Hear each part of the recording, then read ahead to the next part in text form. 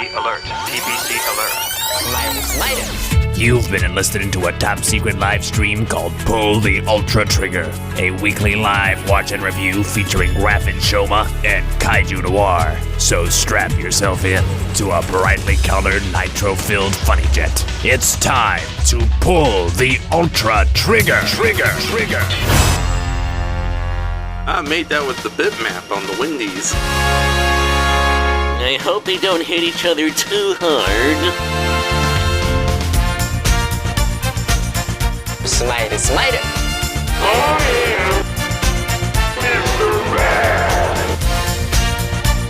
And I'm searching for my knight in shining armor. No way. Well, are you being sarcastic or sincere or a little bit both? Slider.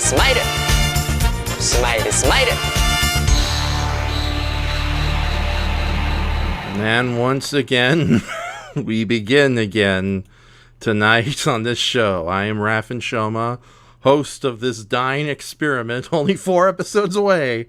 And with me is my co-host. Here I am, once again. I'm torn into pieces. Aww. I think we're feeling a little blue tonight. Could it have something to do with our theme?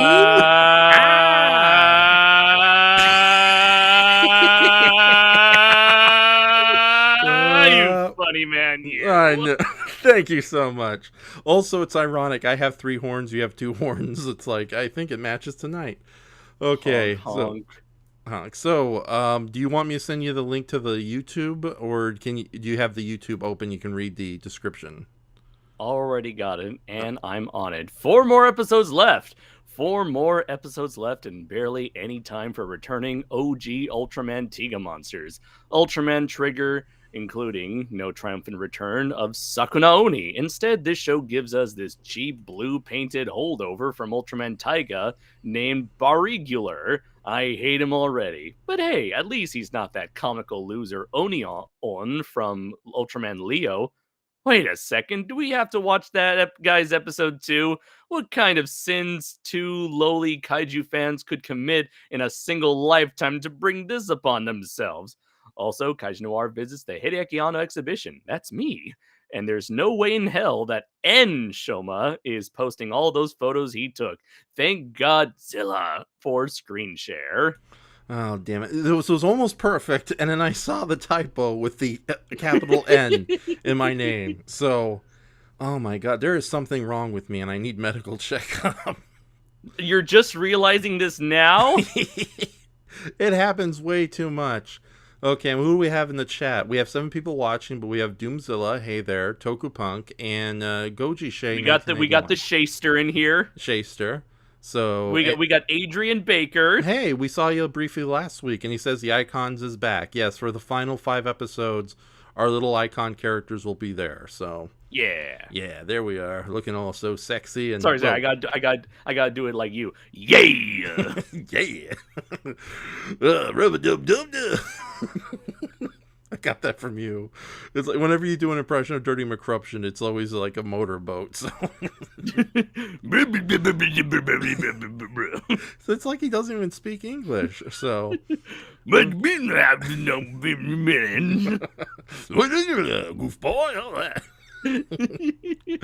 Okay, so as you can see, ladies and gentlemen, we are tonight's episode 20, the Blue Oni of Happiness. It's a play on the Blue Bird of Happiness.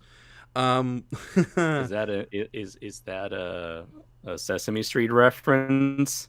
No, that was the Blue Bird of Happiness is sort of an old folk story about 2 siblings who go off into the woods with the help of magical friends to go find the legendary Bluebird of Happiness. Can it still be a Sesame Street reference? Yes, it can still be a Sesame Street reference, so which is funny because, Big Bird was not very happy in that sequence. No, he was not. No, exactly. So it's like, what? Oh, As for Doomzilla, what's with the ugly duckling there? Well, you should have paid attention to the description of the video.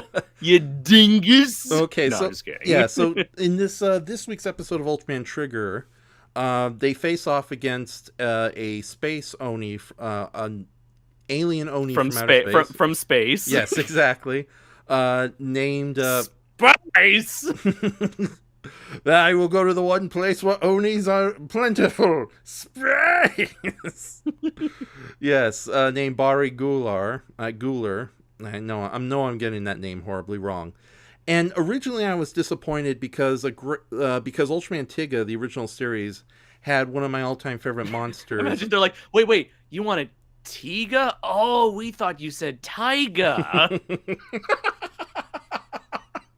Yeah, it doesn't help these series are starting to sound similar to each other. So Ultraman Guy, Ultraman Ginga, I can't tell the difference anymore. Ultraman X, Y, Z. Oh, that's right. There is an Ultraman X and an Ultraman Z. Holy shit. There's no Ultraman Y, though.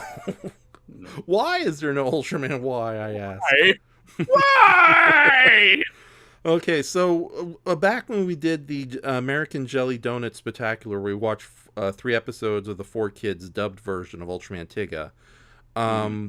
We did the Sakunaoni episode simply because it was my favorite kaiju. In retrospect, that was a little bit of a mistake because like 3 episodes of Ultraman Tiga that have monsters fighting in the woods seemed like a bad idea. This show is nothing but mistakes. Indeed. So getting back to the mistake train, and hey, Warrior King's here. Yo, what's up, man? He says yo. Hey.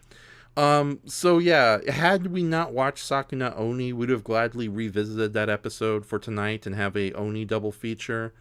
But we're gonna watch New Getter Robo episode 1, which does feature Oni. Oh, Andres, you really, really, really don't want to do this, do you? I'll just say it right now. I have never seen a single episode of Ultraman Leo, so this will be my first time. No, well, here's the thing. Yeah, Barriguiler is the monster for this week's episode of Ultraman Trigger. He is a space Oni who's blue. From space. Yes, from space. And he's slightly comical character. And I looked throughout the Ultraman franchise, and there was only one monster somewhat similar to him, who's also a blue Oni from outer space, who's also comical, perhaps way more so. I had to screen the episodes before. He's a big blue mother from outer space. And that was Oni-on, or Onion, depending on how you want to say his name. From Ultraman Leo episode 27. And here's the funny thing about Ultraman Leo. It is more well known for being a more serious series than its predecessor, Ultraman Taro, since Ultraman Taro is way more kid-friendly and absurd and wacky. So there was that's why he got the failed revival series a couple of years ago and not Leo. Yeah, exactly. Leo, yeah, originally was meant to be a much more serious, much more violent, darker series than Ultraman Taro. But as with all things in 1970s tokusatsu, the writers didn't exactly keep a consistency. And the tonal shifts were all over the place. So yeah, a lot of like weird comical silliness eventually found their way into Ultraman Leo, including a series of episodes which is a part of sort of all episodes that are inspired or directly based on stories from Japanese mythology or popular European mythology stories that found their way into Japanese pop culture. And this particular episode that we're about to watch, episode 27, is inspired by Mamoru Toro, who is a sort of a folk hero in Japanese pop culture, a sort of a magical kid born from a peach who becomes a Oni slayer. And he's kind of, even though that sounds a little out there, if you really think about it, the character is very similar to like Paul Bunyan or Tom Thumb, a magical boy who is born under magical circumstances and becomes a hero. Although whereas Paul Bunyan was this heroic forest destroyer, and Tom Thumb was pretty useless. Mamoru Toro, along with his animal sidekicks, went on and killed many, many terrible Onis. And the story has been kind of retold time and time again throughout Japanese culture, although barely touched upon in the world of Ultraman, minus this bizarre little episode we're about to watch. So, okay, so, I was going to ask you, Andres, you had a very active weekend. Do you want to Yes. Do you want to explain before we move on to the episode? We're not going to show all the photos now, but we're going to give the audience a taste of what's going to happen after. Yeah. Yeah. So, from, I believe, October 1st, all the way until December 19th, so pretty much like 2.5 months, there's a particular museum in Roppongi, which is a subsection of Tokyo, is holding a Hideaki Anno Exhibition, which is in a museum, which is a big exhibit dedicated to Hideaki Anno's inspirations and his career. And I was fortunately able to go thanks to my friend Norman England. And for those who don't know Norman England, he is a journalist, writer, photographer. He worked for Fangoria magazine. He was on the set for the majority of the Heisei movies, Godzilla movies, the Millennium movies, and the Heisei Gamera trilogy. And he is someone who has been like there on the set, seeing these movies take place, and has had like numerous experiences within the Japanese entertainment industry, and recently wrote a whole book about it. He also was the director of Bringing Godzilla Down to Size, hands down the greatest documentary ever made on Godzilla. Not to mention the independent science fiction comedy The Idol, which is readily Idol, available yes. now. Which Norman directed. He has also had a few cameo roles and some like very small bit parts and a few kaiju movies here and there, such as the upcoming Nezura 1964 film, which is not a recounting, but like a recreation of it's not a giant monster movie, but rather it's a recreation of the making of that failed giant monster movie. The closest I can think of modern day wise would be sort of like, I guess, what was it? The Disaster Artist, or what was it? Ed Wood, for instance.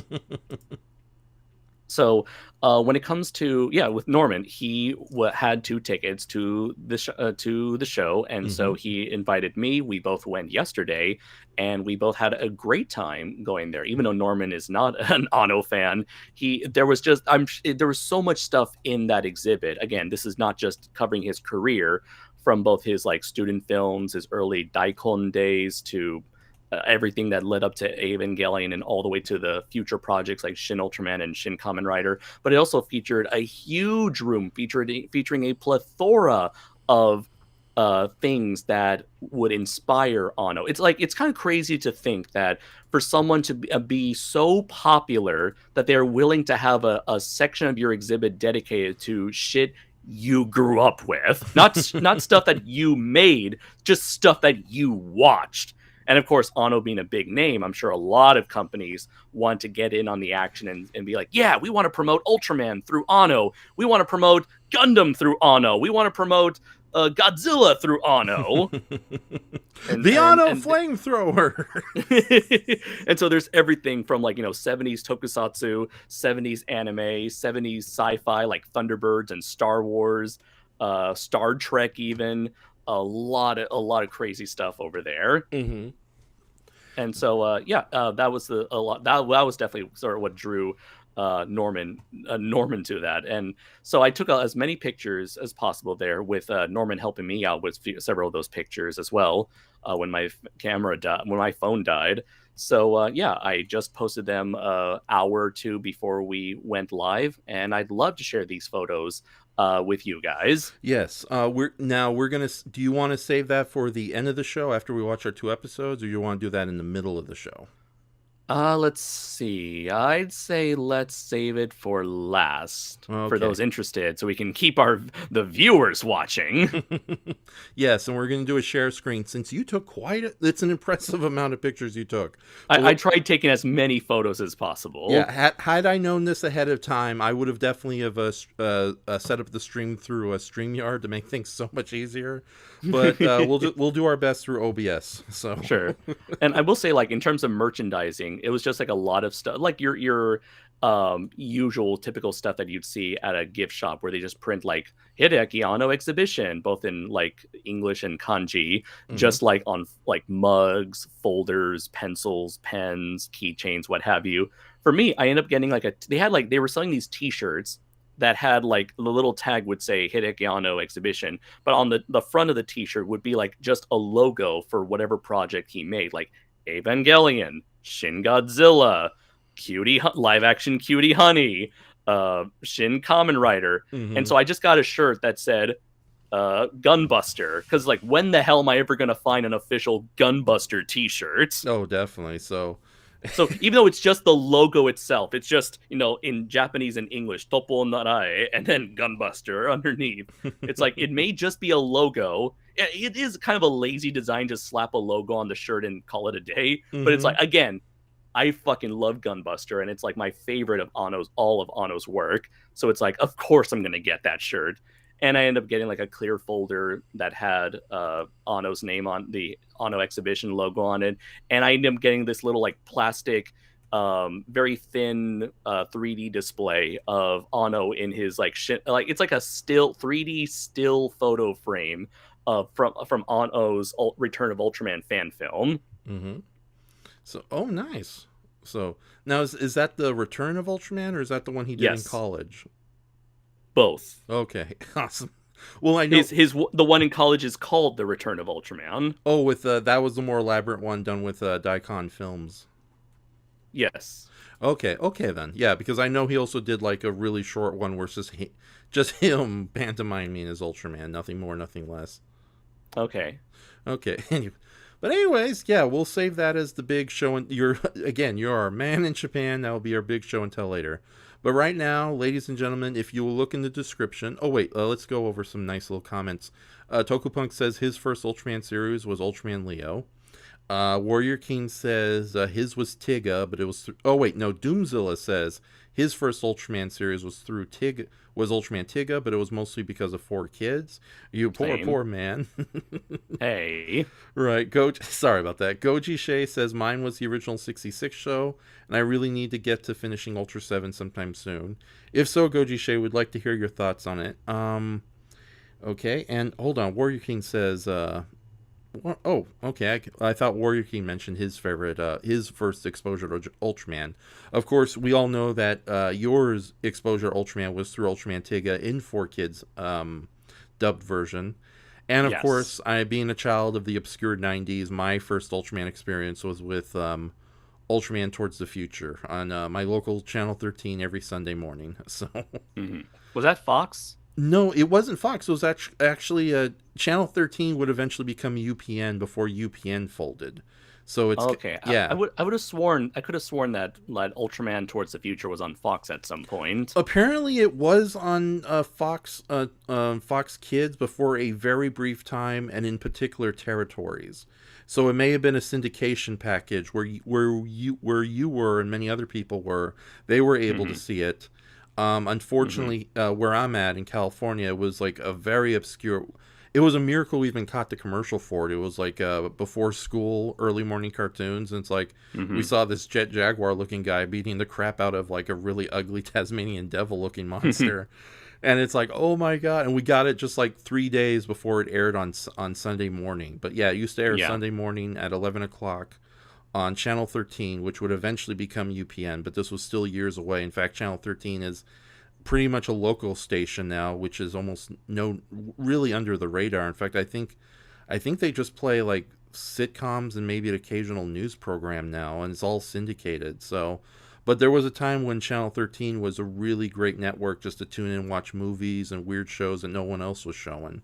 So, and Ultraman Towards the Future was amongst the last years before that really disappeared. In fact, Channel 13 here in California was where the Ninja Turtles would air on an almost daily basis, both after school, I believe, and sometimes in the morning. So, but yeah, enough about this. Let's watch an Oni desperate for fruit expose himself in the worst way imaginable. Now, that's just a kind of a hint. No!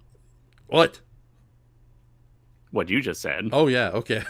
It's like, oh no, is he in the studio? I don't have any alien gags for this week, so sorry folks, maybe next week.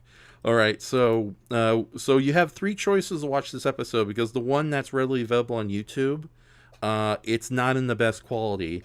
There's a much better, totally free version of it. You don't even need to log into the site on Pluto TV, but it has ads and very intrusive ads. And I'm using ad blocker, so I don't know if it's the same thing, but on Shout Factory, they have the same episode for free. And it's commercial free from what I saw. So, but just giving you guys different choices. So yeah, let's do this. So go ahead. I know the copy I sent you. Just go to the, when it gets black after everything's done, and let me know when we can start. Okay. Let's see. And okay. Okay, excellent. So this is episode 27 of Ultraman Leo, entitled Japan Masterpiece Folklore Series Mighty Momotaro. And it aired on October 11th, 1974. Directed, actually, I'm not going to go too much into details. Sorry about that. So let's do this, ladies and gentlemen. So 3, 2, 1, play.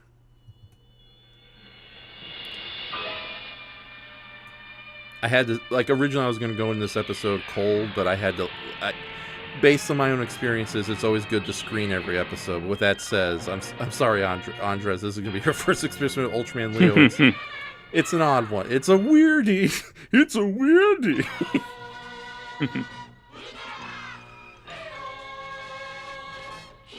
Well, I kind of prefer the first theme song they had for Ultraman Leo, which was a lot more kick-ass, but also dire. Yeah, Leo, Leo. Yeah, that's like one of my all-time favorite tokusatsu theme songs. I don't mind this one either. Yeah, I don't mind this one either. I didn't even know they changed the theme song. I've never seen that before with a show of Ultraman. Yeah, well, okay, so they used the first one, but like I said, despite how awesome that song is, the lyrics were incredibly dire and almost apocalyptic. It was literally a song where it's like, the world's ending. Oh, and Ultraman Leo's here. The world is dying. So I guess they went to a slightly lighter one. But like I said, this is a part of a weird series of episodes, the Japanese Masterpiece Folklore Theater, where all the episodes are more or less lighthearted. They're all based on Japanese folk tales or legendary creatures. And after this was when they got back into really scary territory with Commander Black and all the mass murdering saucer kaiju. So, but as you'll see, this is anything but.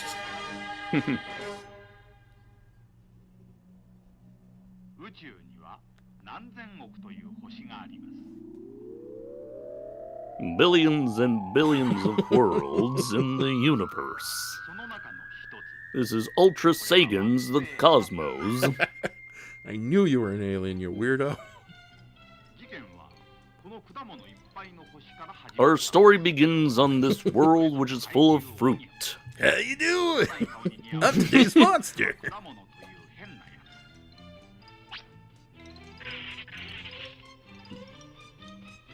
We should also mention that Ultraman Leo suffered from a lot of budgetary problems, so the monster suits aren't really up to snuff. I was like, what would Eiji Tsuburaya think of this? What would Sampo Sands think of this?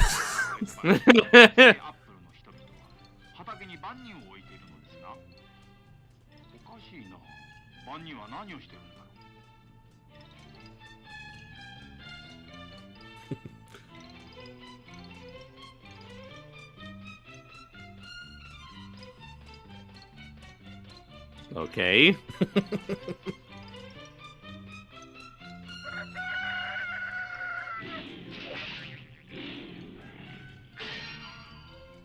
No, I've been there.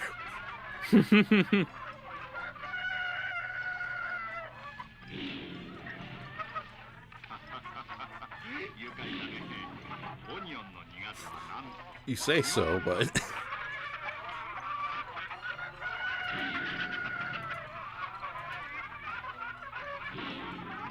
I gotta say, the guy moves pretty fast for someone in a suit. Yeah. It's pretty spry. Fun fact, he accidentally stepped on 2 chickens, but apparently the chickens were okay after the fact. Oh boy, Japanese school bullies, my favorite recurring cliche in tokusatsu. You see, Get Andres. lost, Gabara! Doomzilla says, great start. And what was the budget for this? $2 and a ham sandwich.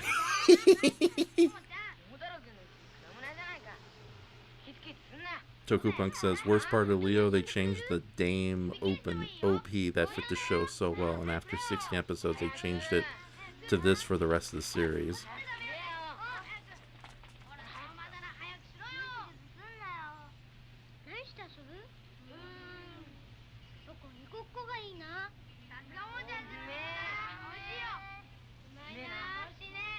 How many apples was he carrying? I don't know.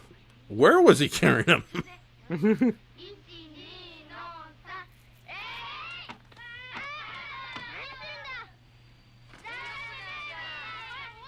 For what? Being kind to them with free fruit, you bastards?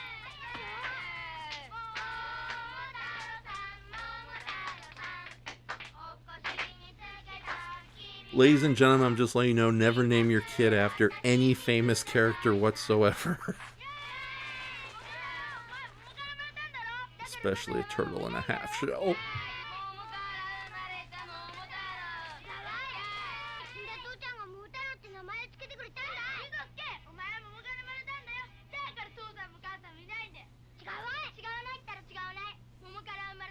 Warrior King says, I think my first Ultra series was Ultraman Towards the Future. Cool. And Goji Shea says, that face for this episode, Kaiju.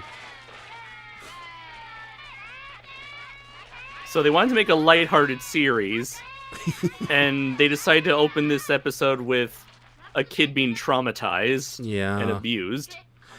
That's the thing. Like, I'll ask you about it after the episode's over, but like I said, this is like one of my least favorite cliches in Japanese fiction.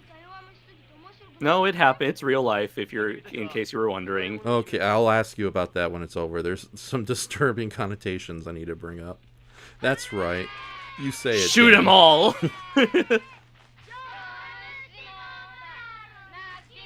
Yeah, what does it say about bullies when they pick on beings weaker themselves but run away when something bigger shows up? So. Run away! Run away! I'm Ultra 7, you can nick it! Doomzilla, yes. How was little Mama Taro carrying all those fruits? We agree. And Warrior King says, I remember seeing it on as a kid, Ultraman Towards the Future, way back in the day. I think I recall seeing some toys in store back then, too. The OG Ultraman was the first Ultra series I watched from beginning to end, however. And I do recall seeing Tiga on TV back in the day, too, during its ill-fated TV run for kids incarnation. Cool. So was he? So was the Dan Moroboshi actor always? Was his character in Leo always wearing crutch? Well, in the first episode of Ultraman Leo, he tries to stop two monsters, red and blue Gillis, who are brother monsters, but they literally break his legs, and he's forever crippled like this throughout the majority of the series. Interesting. Yeah. I wonder if they did that to say, hey guys, this is not Dan Moroboshi from Ultra 7. See, look how weak and pathetic he is. Yeah. So, and he's much more meaner in this series. Like he has more in common with ER. Oh god, the drill instructor. Yeah, the drill instructor from Full Metal Jacket than he does with the Dan Moroboshi we know. So. As for Leo, he's not really a traditional Ultraman. He has the ability to become an Ultraman, but he's actually an alien from the planet L-17. So in a sense, he's an Ultraman-like alien. So. Oh, I thought he was an Ultraman alien just from another planet.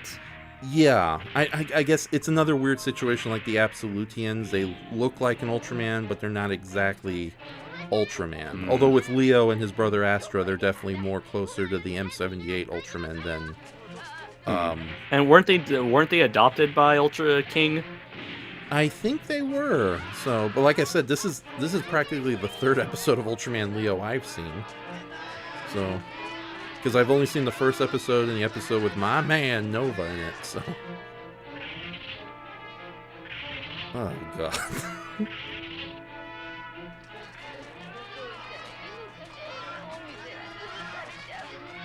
This reminds me of when me and Mark Tucker went to the buffet. What are we going to do? He just keeps eating and eating. Warrior King says, I prefer Leo's first theme song as well. Much more badass. I fully agree. Oh god, what are you doing?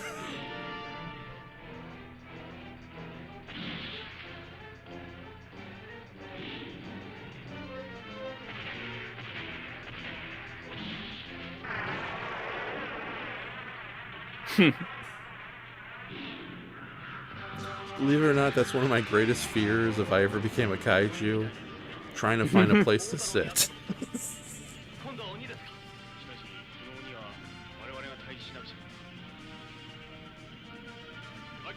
We're gonna murder the shit out of it. Come get some!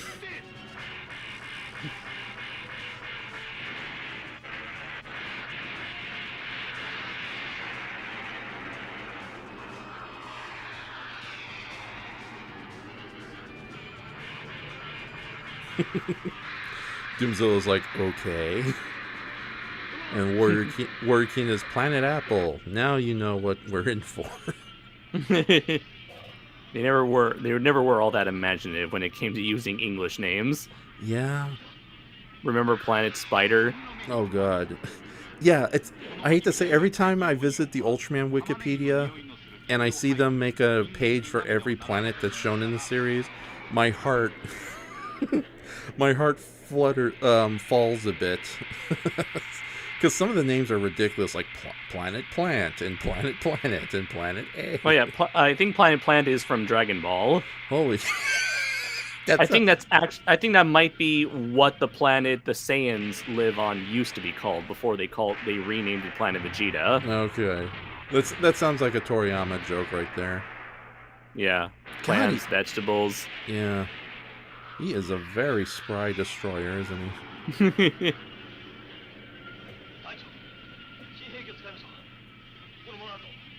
Oh, that's right. The monster's breath is onion. He eats apples, but produces onion breath. Yeah. Huh. I just watch them with you. I don't make them. And you know how one translation for Oni is ogre. Right. So you know what that means. Oh, God. I didn't even realize it. How many layers It's is all Oni ogre on? now, Raph. Donkey!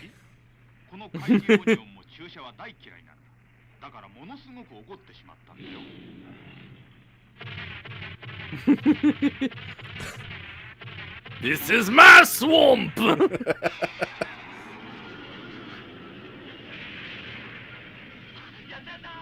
Warrior King says, in space, nobody can watch chickens scare Onis.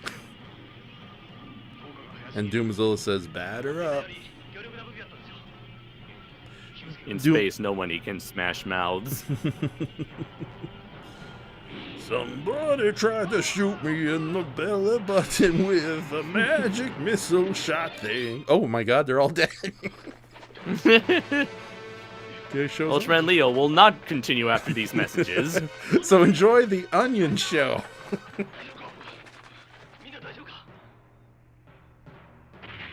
Doomzilla says, ugh, onions, I hate those.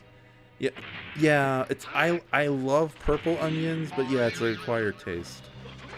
What do you mean? They're great on anything. I know, but they eat Smell my stinky feet! Rub-a-doo-doo.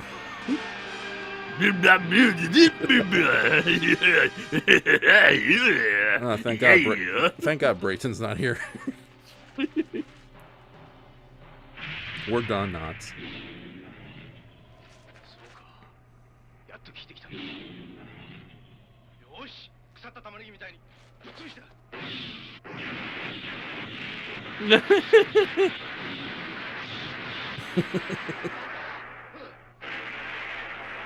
Jeez, if those bullets are enough to hurt a monster, imagine what they can do to a person at point blank range. Oh my god. Warrior King says, remember kids, don't share your food or else you'll be bullied. Be a bitter loner.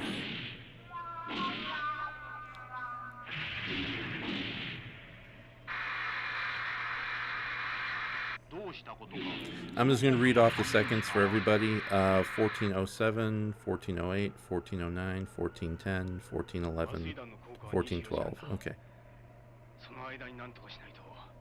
Doomzilla says that was a unique jump cut. And yeah, Warrior King, we agree. Don Knotts was great.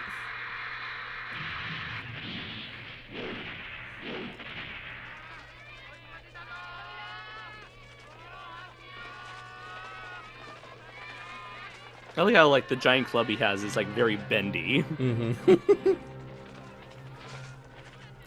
It's a great looking club, but I have to wonder if, because it's so bendy, that's just because of the budget coming through again.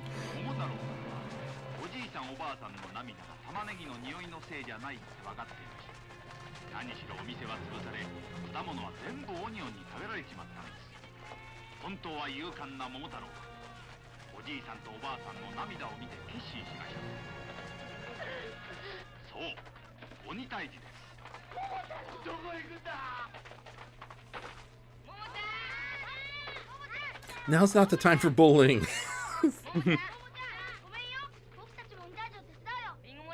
Why do you care? What? Well, I'll take this over the usual bully subplot in a tokusatsu episode. Usually kids get away scot-free, but... Or they end up violently murdered in that Godzilla Legends #2 Rodan issue. Yeah, but that was American cynicism, so... Oh, that didn't work out. See, Andres, this is what happened to the Child Crusade. History didn't record it, but they all got their asses kicked halfway into it. I wonder if it's like receiving like if that's like the equivalent of getting like bear mace in their eyes. Ooh,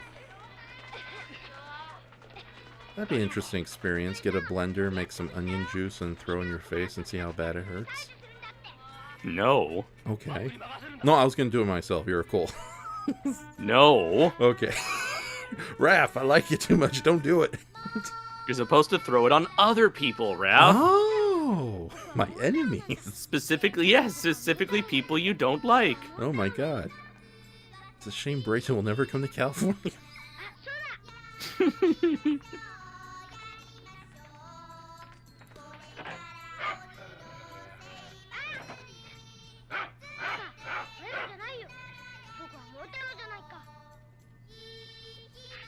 That is the least threatening dog I've ever seen.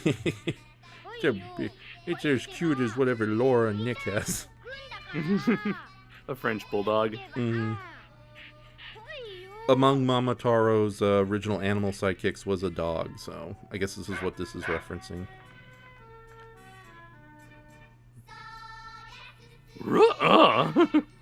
And a monkey was another one.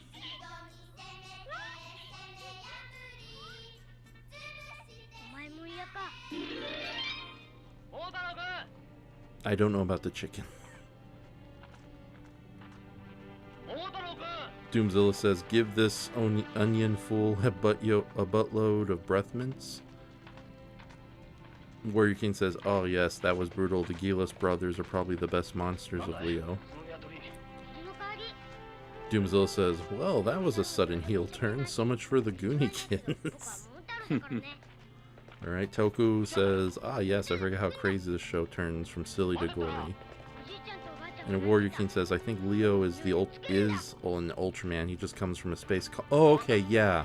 You're right, Warrior King. He comes from a space colony. He's the Supergirl of Ultraman. Yes, okay. Thank you guys for making that clear for me. Both of you.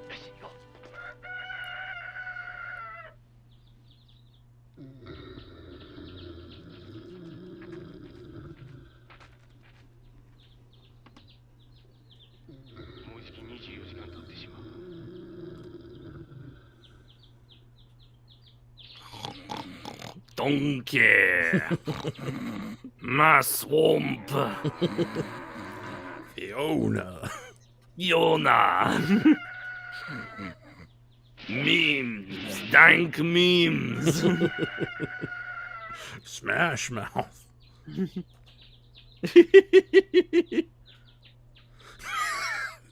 Okay, that was some good body language. I mean, his performance is nothing but body language. Oh, I know, but when he realizes that that's not a real chicken, he just goes, screw it. Back to bed.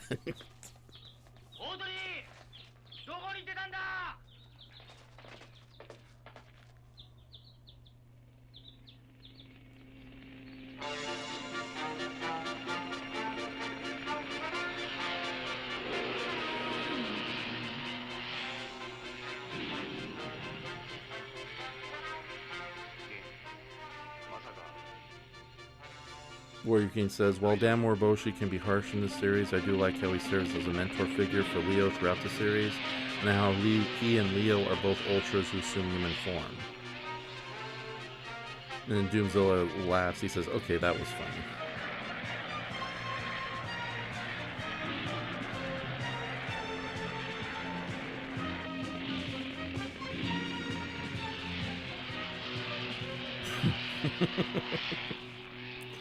I'm sorry, just him waving the helicopter goodbyes just puts a smile on their face. Is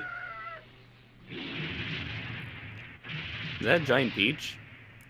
Yeah.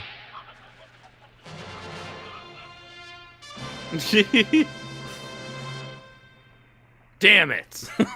Oh. Okay.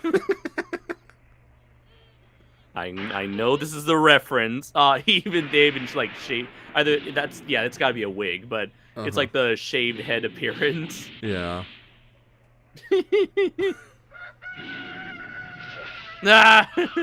I'm guessing that's another reference too. Yeah. Yeah, he even had a magically has an eye patch now.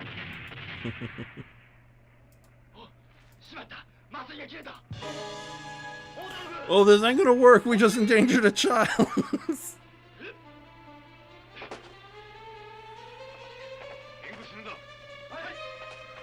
Go for child protection services. Oh yes, I'm glad I have my helmet. That'll definitely help me against the giant fucking ogre. Hey, you've seen Gundam. You know what happens to people who don't wear helmets in giant robot monster fights. That poor Asian They all woman. die. Yeah.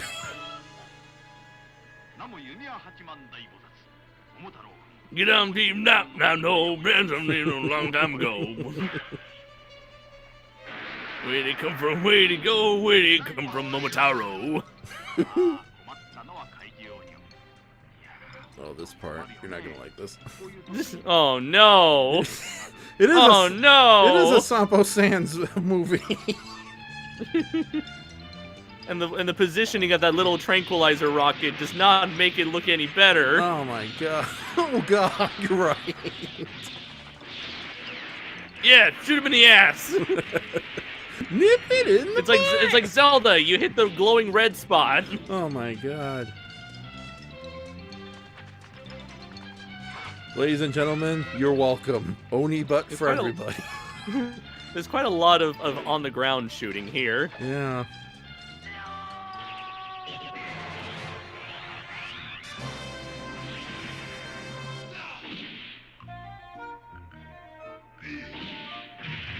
Again, you couldn't have done that from the beginning. Doomzilla's laughing his ass off.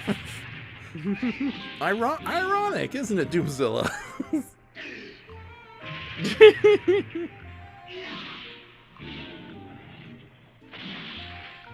So did this character ever reappear in any other Ultraman thing? Not in Ultraman proper, although I think... Oh, wait a minute. He showed... Oni-on recently returned in a 7-Gar fight. And he's also a guest star on Ultra Monsters Walk. He hit me he slapped me in my titties. my beautiful man pics. Yeah.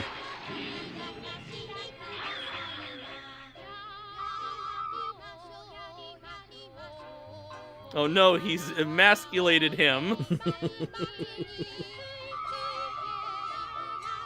What? I don't... What? I don't know if that's a reference to the original legend, but yeah, he just turned Onion into a tree.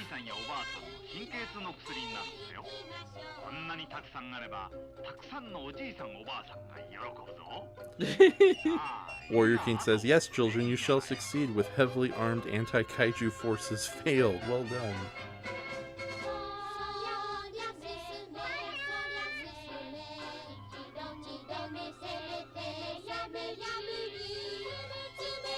What are they standing in front of?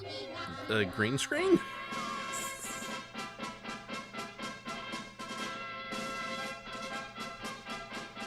I am so confused. Yeah. And you're a Power Ranger fan, too. Wait, who's she? Oh yeah, like a supporting character. Okay, yeah, I don't remember a cute girl amongst the bullies.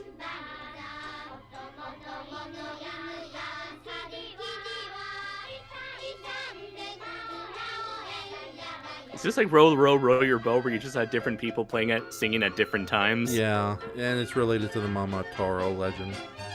I figured. Yeah. So when are they gonna do Little Bo Peep? Not a bad idea. Although, as you can see from next week's episode, that's another Ultraman-based retelling of the Undersea Dragon Kingdom. Oh, there's the theme song. Mm-hmm.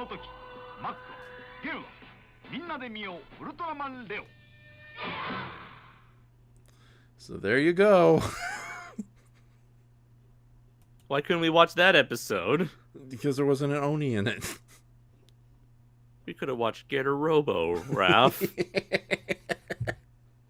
I'd love to, Andres, but I gotta stick to an anthology-style single-episode thing going on here. And there's no Ultraman in Get a Robo. Oh, so okay, let's see. Doomzilla goes like, "What?" And then he follows that up with "fail." And then Gojisha says, "Man, this is as emasculating as what happened to Frieza in Hell in Resurrection F, the movie." Yeah. Okay, so what did you think of the episode in Onion here? Well, to quote Doomzilla, that was something. That was a thing that was made. Yeah. We had to throw in something weird eventually. It just can't be all classic revisit. Did we, Raph? Did we really? Well, let me look at all the other Oni monsters from the... I will say this. It's better than Kamen Rider Revise.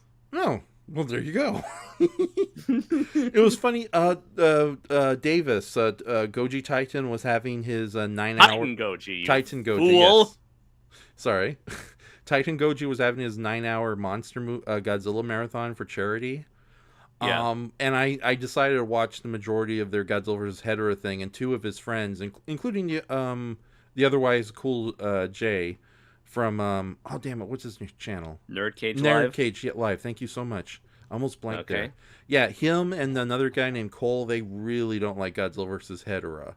So. And yet, this is cold. This is coming from the guy who worships Megalon every chance he gets. Mm-hmm. So, but yeah, no, it's funny though. I brought up the fact that has there really been a outright awful entry into the Showa Godzilla series compared to other Japanese monsters, and it was wonderful for a brief moment. Everyone agreed. Oh yeah, Gappa sucks. Nobody likes Gappa. Wait. I think someone I knew likes it. Mm-hmm. I forgot who. Oh well. Yeah, Elsa, the she-wolf of the. Okay, so but yeah, that was Onion.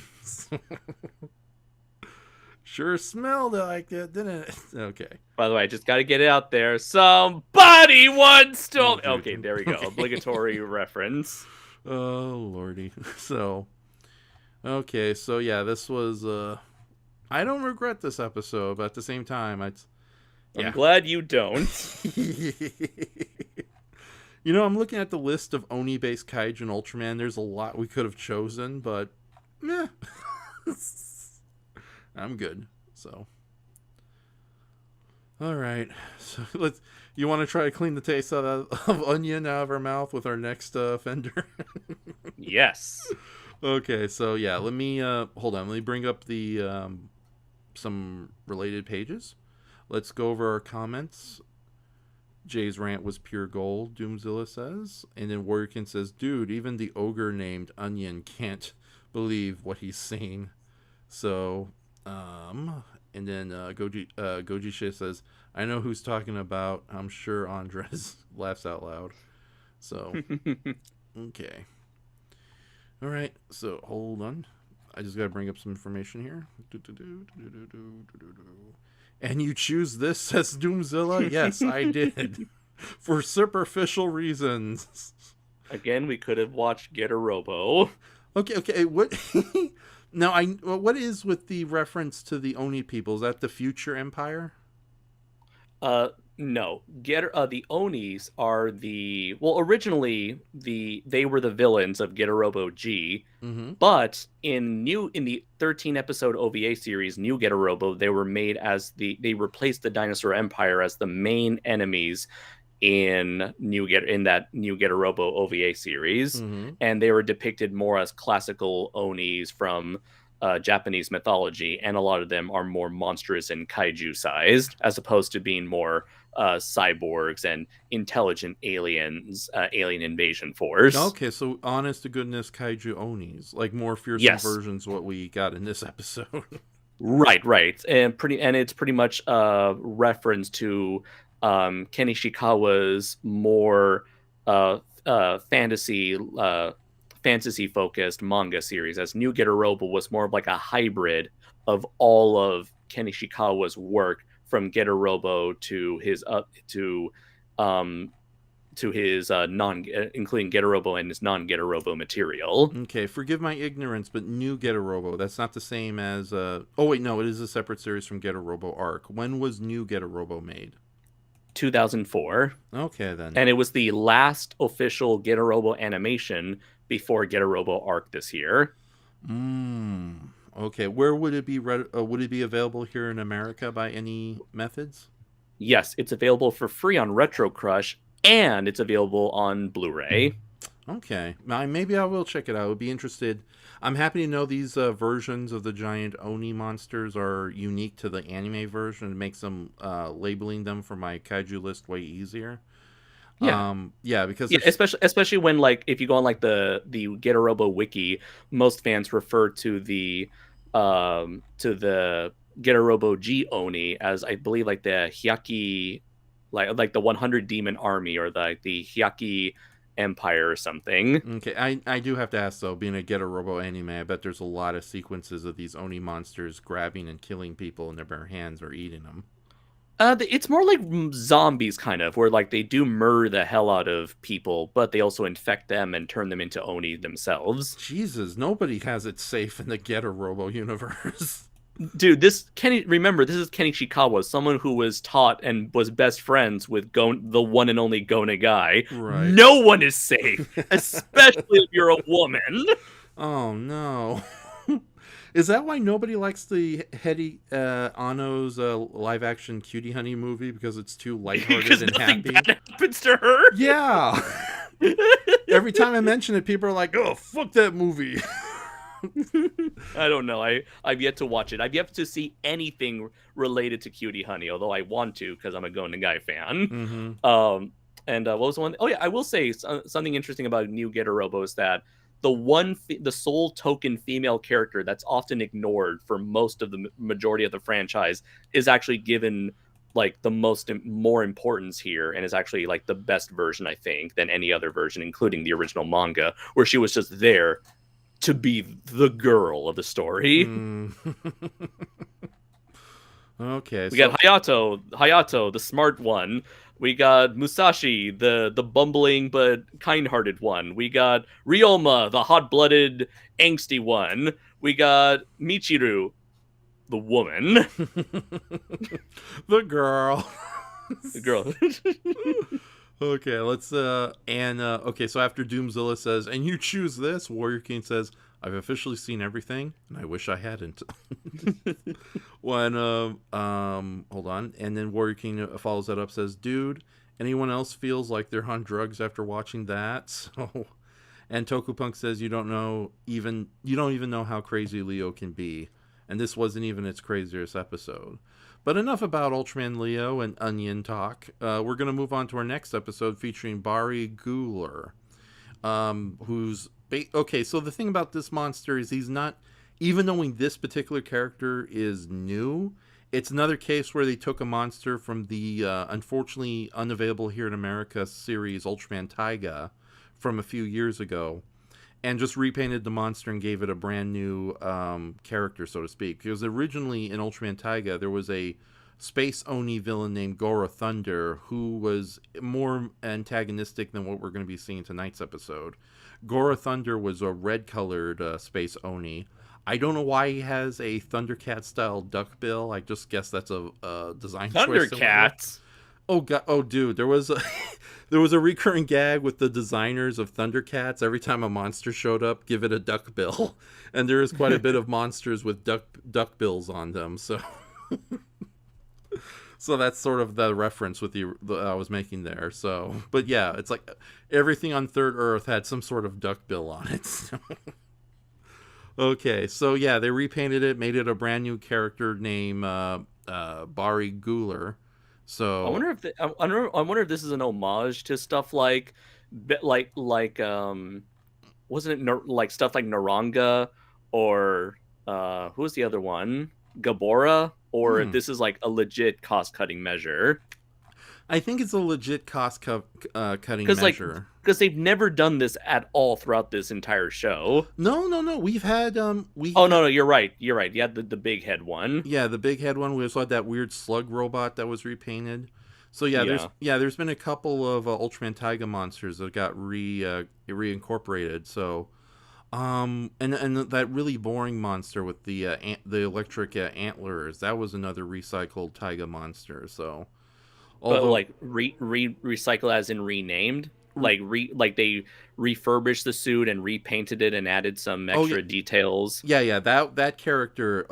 Durango, I think. No, not Durango. What was that? Was such a boring monster.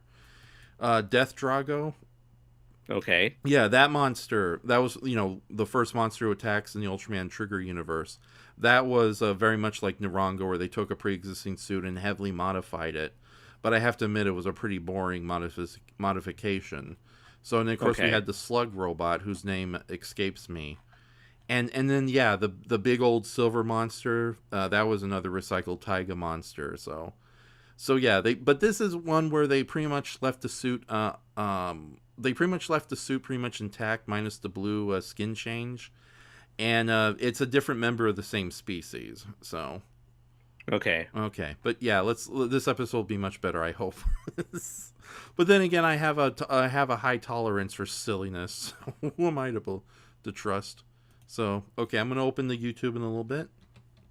By the way, while I get things ready here, I just want to get your opinions. Were you as upset as I was when it was revealed Gabra was blue, technically not a Oni monster, despite the design similarities, but just a giant monster frog? When was that confirmed?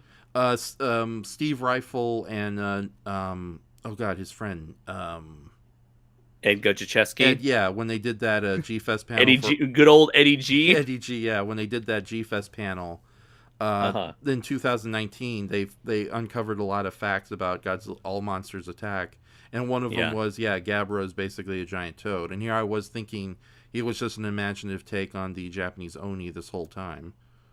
It doesn't matter to me because it's like Gabra's just Gabra. Okay. Who cares about Gabra, Raph? I do. I relate with him. Fuck Gabra. It's all about Salunga now, or Sharanga, or Salunga, or whatever the hell his name is. It's ironic. Nobody cares about the original Gabra, but a lot of people I knew online were disappointed. Why isn't he Gabra? It's like, you don't give a shit about Gabra. But why did you consistency?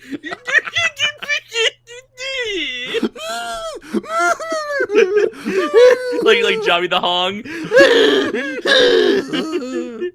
But Jabby. And this is why our show only has a couple of viewers right now. We should also try to do this earlier. I know since we're coming up to the final episode of both this series and Ultraman Trigger, we should do it earlier and get some guest stars in here. So like Win and Don Knotts for sure. It'll be a best of. Yeah. Should we invite Alien Palangi and Alien Wild? No. Okay. F those guys. Okay, so ladies and gentlemen, the episode for Ultraman Trigger, episode 20, is in the description underneath all the different links for Ultraman Leo, episode 27. And this one is called The Blue One Comes with Lightning, which is probably one of the most blunt episode titles ever the series has offered us. It originally premiered on December 11th, 2021, not too long ago. And yeah, so here we go. Another wacky Oni. Will this one tug at our heartstrings, or is it going to moon us when we least suspect it? So are you on 00? Yes. Excellent.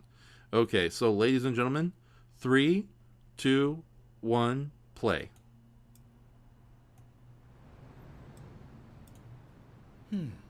ユザレは覚醒した。カルミラよりも早く私の手に収めねば。ユ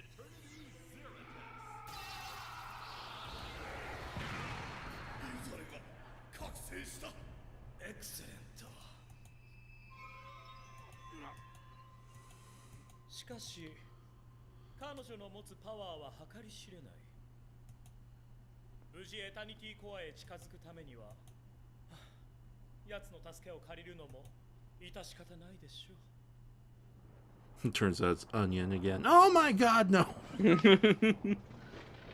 Somebody once told me. Donkey! Oh, he talks. 遅かったですね。ずいぶん待ちましたよ、バリガイラ。こっちは宇宙の彼方から飛んできたんやで。ご苦労様ぐらい言うたらどや。相変わらずお元気そうで。ああ、バリバリ。 Oh, okay. His chest are drums. Mm-hmm. They're taiko drums. Yeah. That's inspired by the Japanese lightning thunder god Razin or Rajin? Raijin. Raijin. Okay. Or was it Raiden? No, I think it was Raijin. You were right. Okay. なに順番待ちで200年はかかるっちゅうあの水星まんじゅうをそうです大好物でしょ Okay, is this a step up from the last episode or just about the same? Bari what?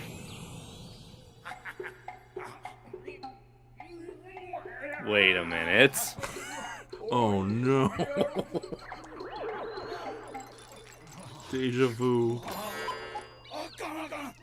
なんか裏があるはずやな。小娘一人相手にわしの力借りるてむっちゃやばい話なんやろ。I like the little like anime mannerism. The anime mannerisms works when it's not a real live action person. Yeah. Isn't that right, Kamen Rider? There is no common writer in this dojo. Except Amazon, he's cool.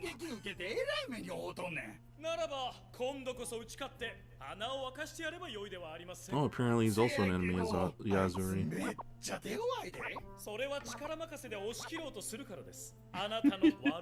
Just beat the shit out of this woman. You like that, don't you? Oh my god. And then the episode just becomes incredibly uncomfortable for the next 40 minutes. How many times can they slap this poor actress? See, she has one weakness, creepy sex perverts. Oh my god. Warrior King says, I've seen the original Cutie Honey anime and the 80s OVA series. Oh yeah, same. I've not seen the original Cutie Honey. Oh but yeah, I did see clips of her crossover with Devilman. Oh, nice. Oh, yeah, that's right. Although he never turns into Devilman, he just remains as Ikira.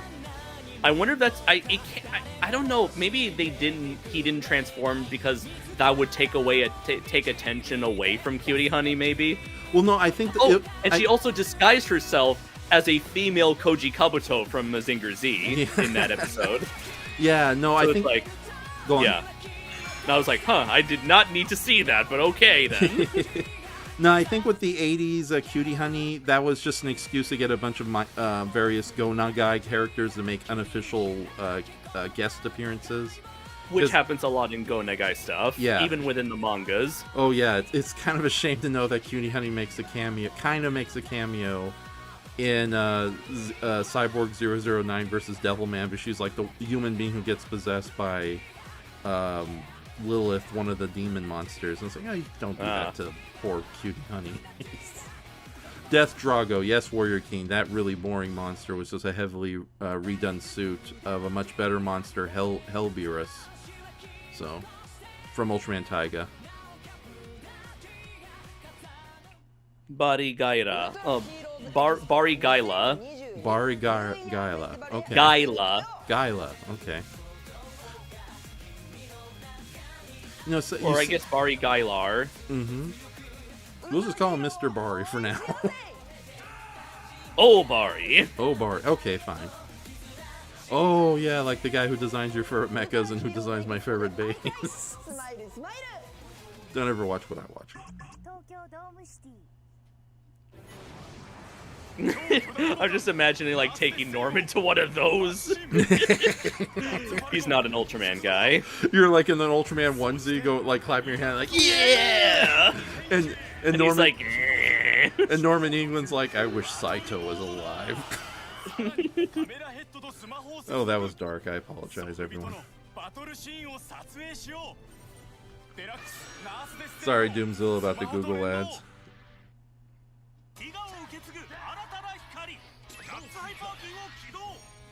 Goji said before we began the episode, Chamba Wamba Shalanga?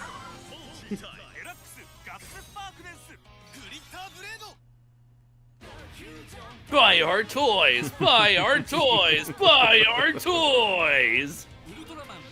Yeah, Warrior King, Gabra isn't an Oni. Although I think, you know, I would have to look into it further. He may not technically be an Oni, but it's obvious that his design and powers were probably inspired by an Oni. Like how Godzilla is an aquatic dinosaur, but there's clearly a little bit of dragon influence in his design.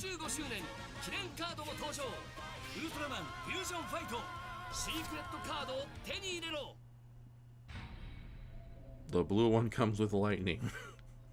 Buy him now.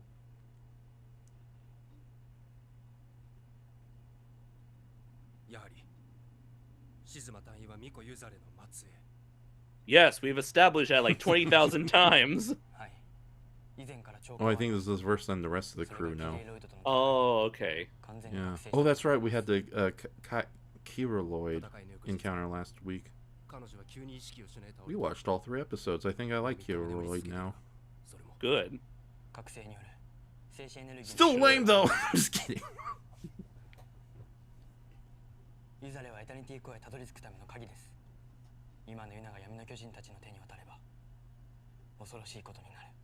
Just to quickly read Warrior King. It does seem weird to bother updating Gabra's design to something more intimidating, but then change his name to pass him off as a brand new monster instead. Yeah, in reference to Shalanga. Okay. Drama. Maybe they decided it's like, you know what, we're not even gonna bother making any sort of merchandise for this character, so let's not bother with the copyrighted name. Yeah.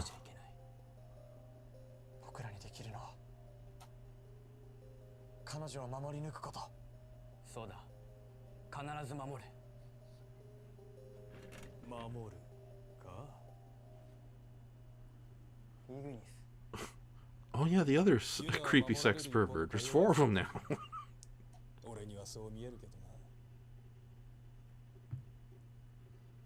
There's her adopted brother. There's the space pirate.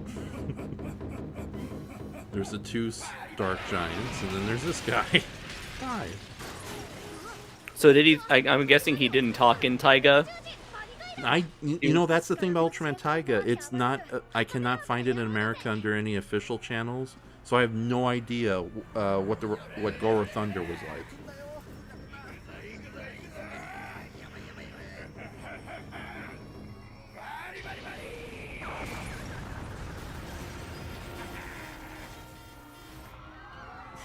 Warrior King says Hudrum stars in blue asshole on a roof.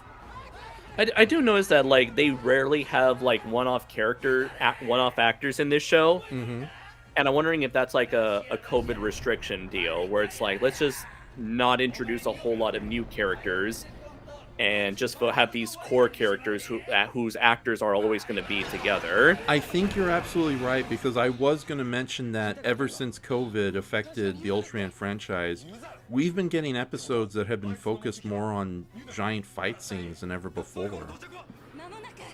And like the few times we do get a guest character, like a one-off character, they're suit characters. Yeah, like this guy.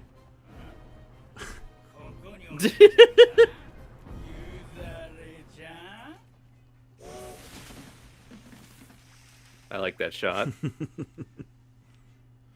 It worked once, use it again. Poor girl, she can hear him from outside, from in there.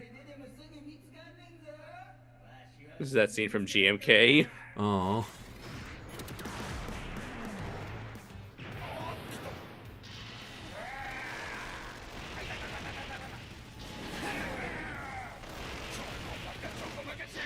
That's a really cool, like, green screen, like, panning shot. Yeah. こいつなんやねん奴はユナをどうするつもりなんだ何にせよ僕らがやるべきことは一つユナを守る Working is like, wow, Hoodro must be desperate if this is the best he can do on short notice. And then Doomzilla in reference to the exploding construction equipment. Oh no, not the Hot Wheels. Not the tractor. Here's somebody we didn't ask for. Go away. Money, money, money, money.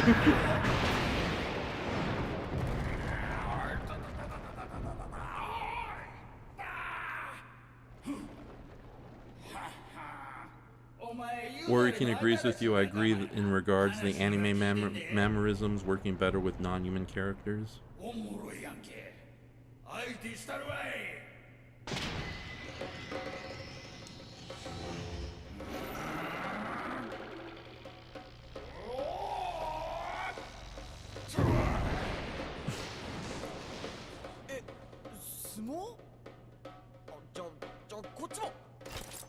Oh, he's actually talking outside in his like Ultraman form. Yeah.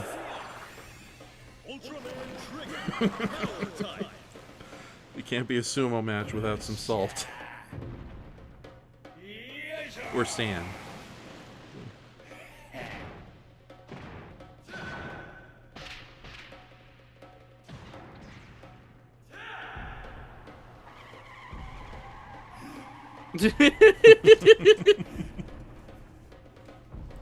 What was that for? The car? Yeah, it's like you just drive in a straight line. Yeah, I guess he's terrified of giant sumo wrestling. But he's so far away. It is a good shot though. Yeah. Damn. This is beats the Godzilla vs. Hedorah reunion film, doesn't it? Right?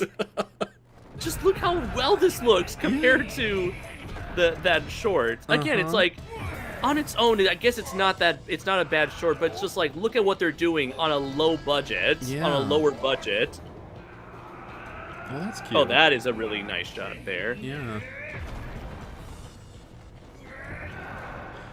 Yes, Warrior Keen, I need to reply to that. I will do that later tonight, if not tomorrow. So. No, not the Hot Wheels. Oh, the Hasbro Manatee.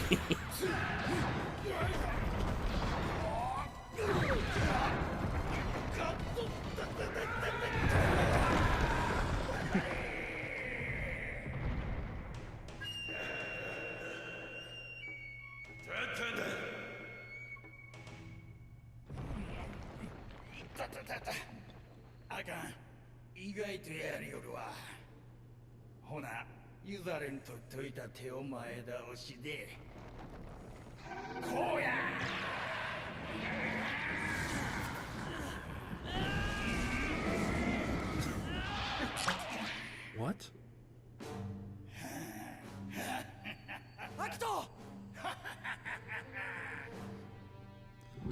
Oh god. It's bad enough there's liquid.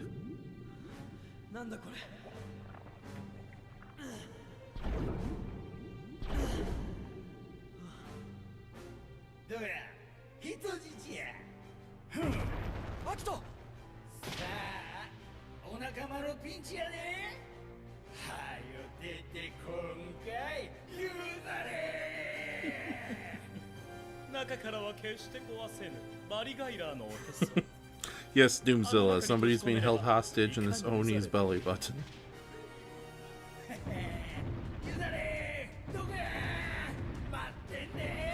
Doomzilla says, "You've got to be kidding me." I think we've broken Doomzilla.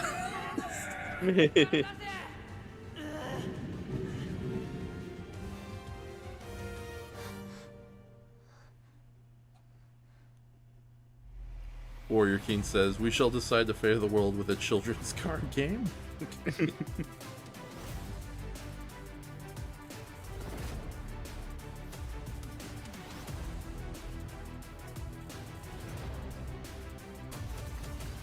Again, it's funny how they don't bother subtitling this stuff. Mm-hmm.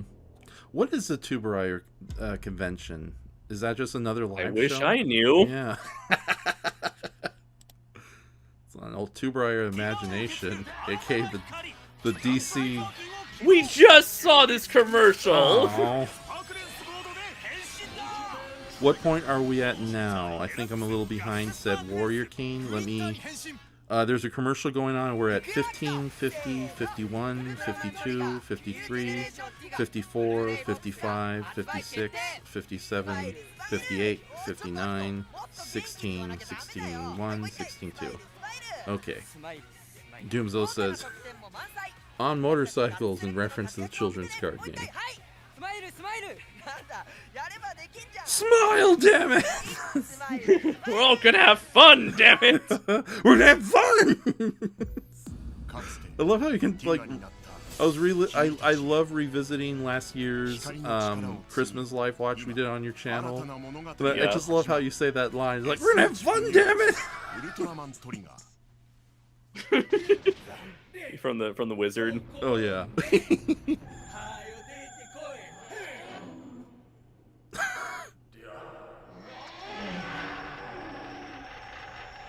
Oh no, he pulled a galactic donut on him. Oh no. The DOD, Donut of Doom. Doom! Oh, I love that reference. その方には地球の運命がかかっている。君の身の安全を守るのは我々の責務だ。 No pressure, girl.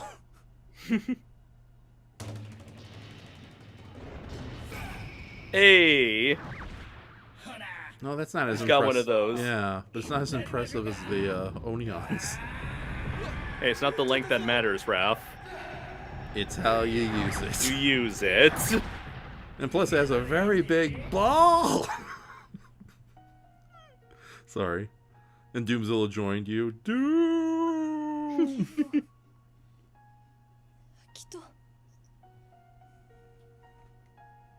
Third name. Anti-M. Oh, did you get loose again? I brought this giant blunt for you.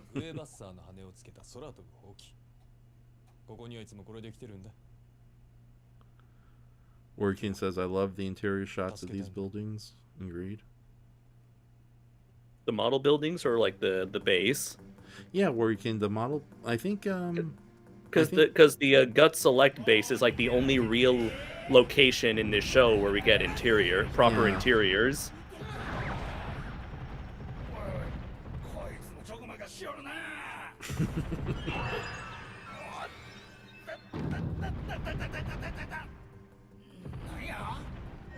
I'm sorry, but this guy's reminding me of all my favorite Power Ranger monsters.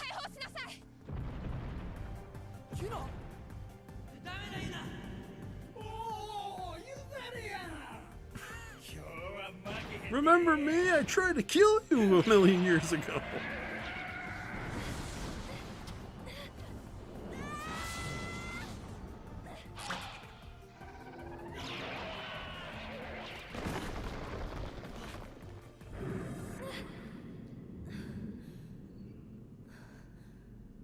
That ended up failing. Mm-hmm. Now, the dark liquid in a belly button does. Ugh, that's the one thing I don't like about Barry here. Ugh. And she's breathing it. Oh my god. その前に Hey, little man. 決着つけとかんとな。あ、なんですか？あれ、なんや？どうしました？バリガイラ、返事をしなさい。 Barriguiler. Barriguiler. Okay, that's a little easier to say. Oh, what's this? Oh, this looks like an Ultraman reference. Yeah. This looks like a 70s thing. Kind of similar to like the ending of the Onion episode we just watched. I wonder if it's a deliberate reference.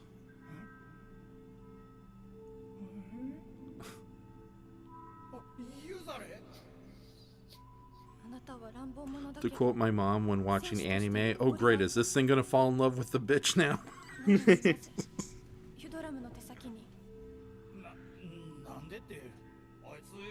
Sorry about that.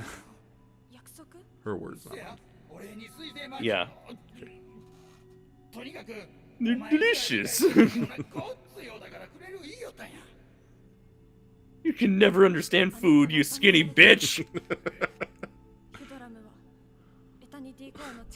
Oh my god, we're gonna burn for that. It's funny, but still.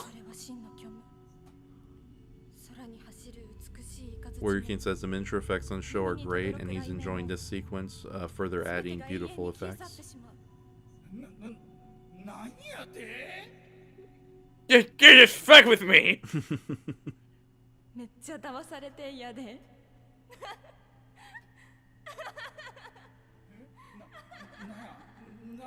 Cute girl laughing at a fat monster man. I can relate. Wait, no.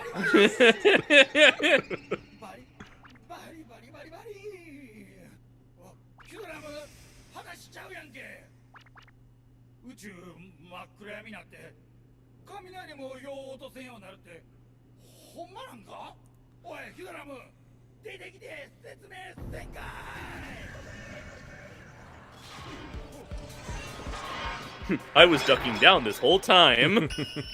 Damn you! Your sudden but inevitable betrayal.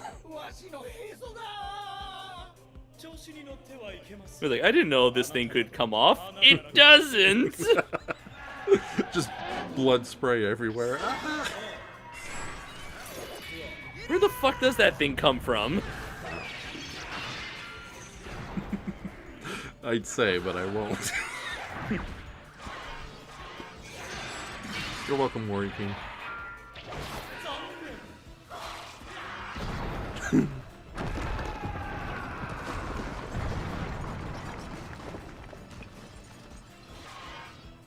Oh my god.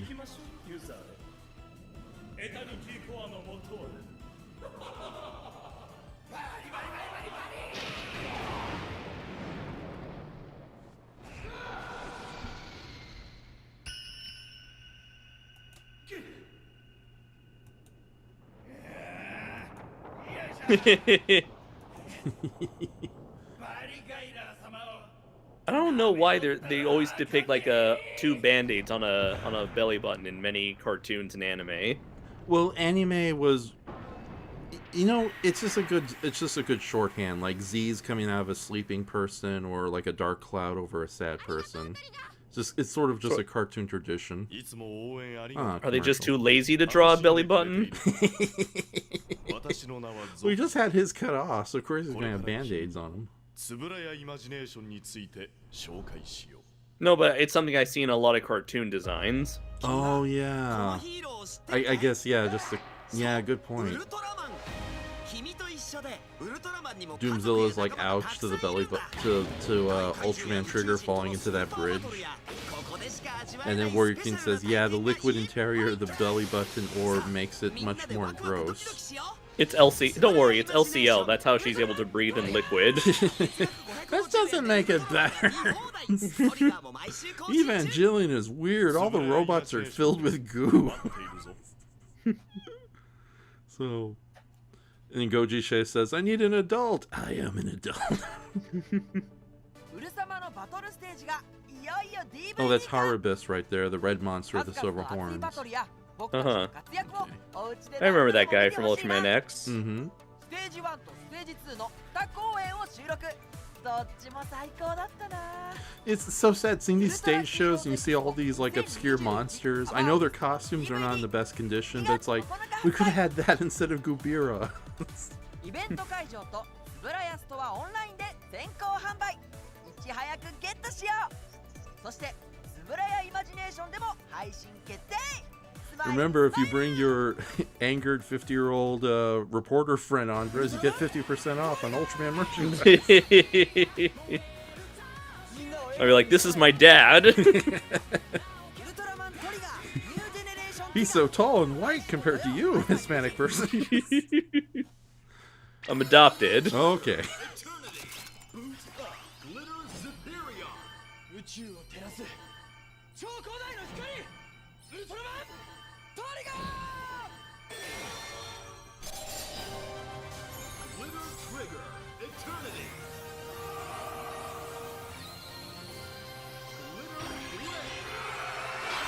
I am glad that they've refrained from introducing any more power-ups after this. Mm-hmm. Did Hoodrum try to poke out his eyes?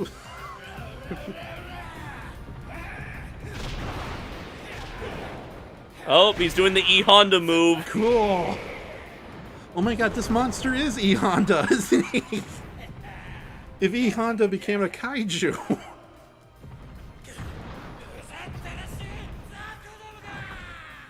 Scrubs. That's definitely a subtitle translation.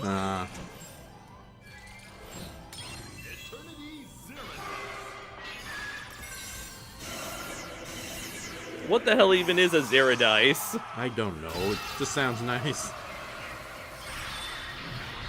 Wordkin says, yeah, that'd be my reaction too if some electric platypus monster farted an energy ring at me. Okay. Oh, I meant earlier in the episode, and he says the model buildings, I like the interior shots of the model buildings. Okay. Well, that's cool, they teamed up.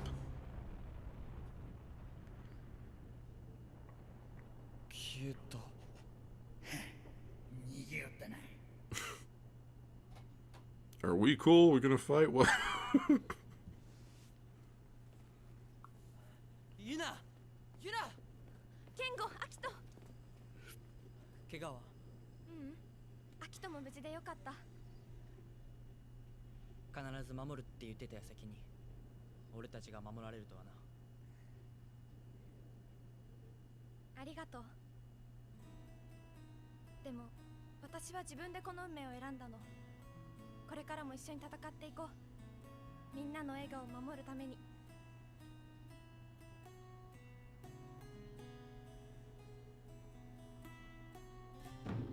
ゆざれ。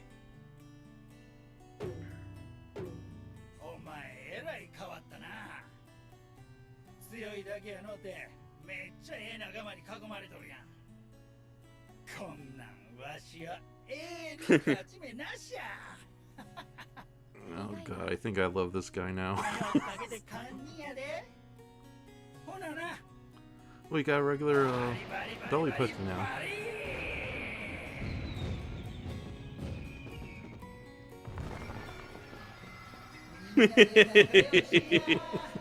Aww.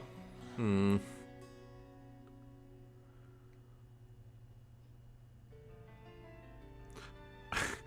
This was a great episode. Yeah, this was, you know, I saw it the first time around and I was like, oh, that's a lot better than I expected. But revisiting it, yeah, I think I like this episode a lot, and not just the monster. There's a lot of things about it I enjoyed. And it really stands out because of its like special guest character, who's not just like, oh, we're a bunch of guest villains for today, and we're only going to show up and then fight and then leave. Yeah, I think that's an issue I've noticed with Ultraman Trigger, and it led me to a theory that I've had this week that I want to share. So it's like, I've noticed that this show reframes often from having any real like guest characters, and this also leads to an issue I've noticed where something that a lot of people have pointed out is that a lot of the side characters rarely get time to shine, and in previous Ultraman shows these type of characters would often have like standalone episodes where they get to have the focus on them,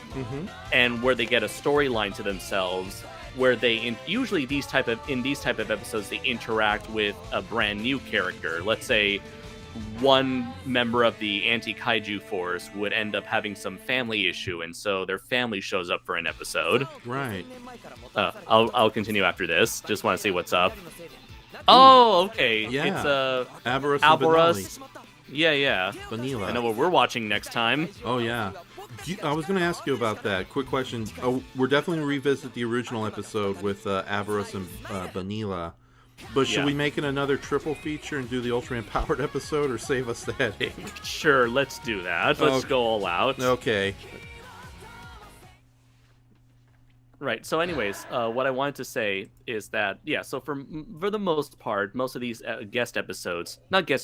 spotlight episodes would feature guests. Like one example off the top of my head is Ultraman X. Remember when the captain had wanted to attend his daughter's wedding? Remember? Oh yeah, and it was also a 50th anniversary of Godzilla, so they had Gomez as the lead villain of that episode. I remember that one. That was a really good episode.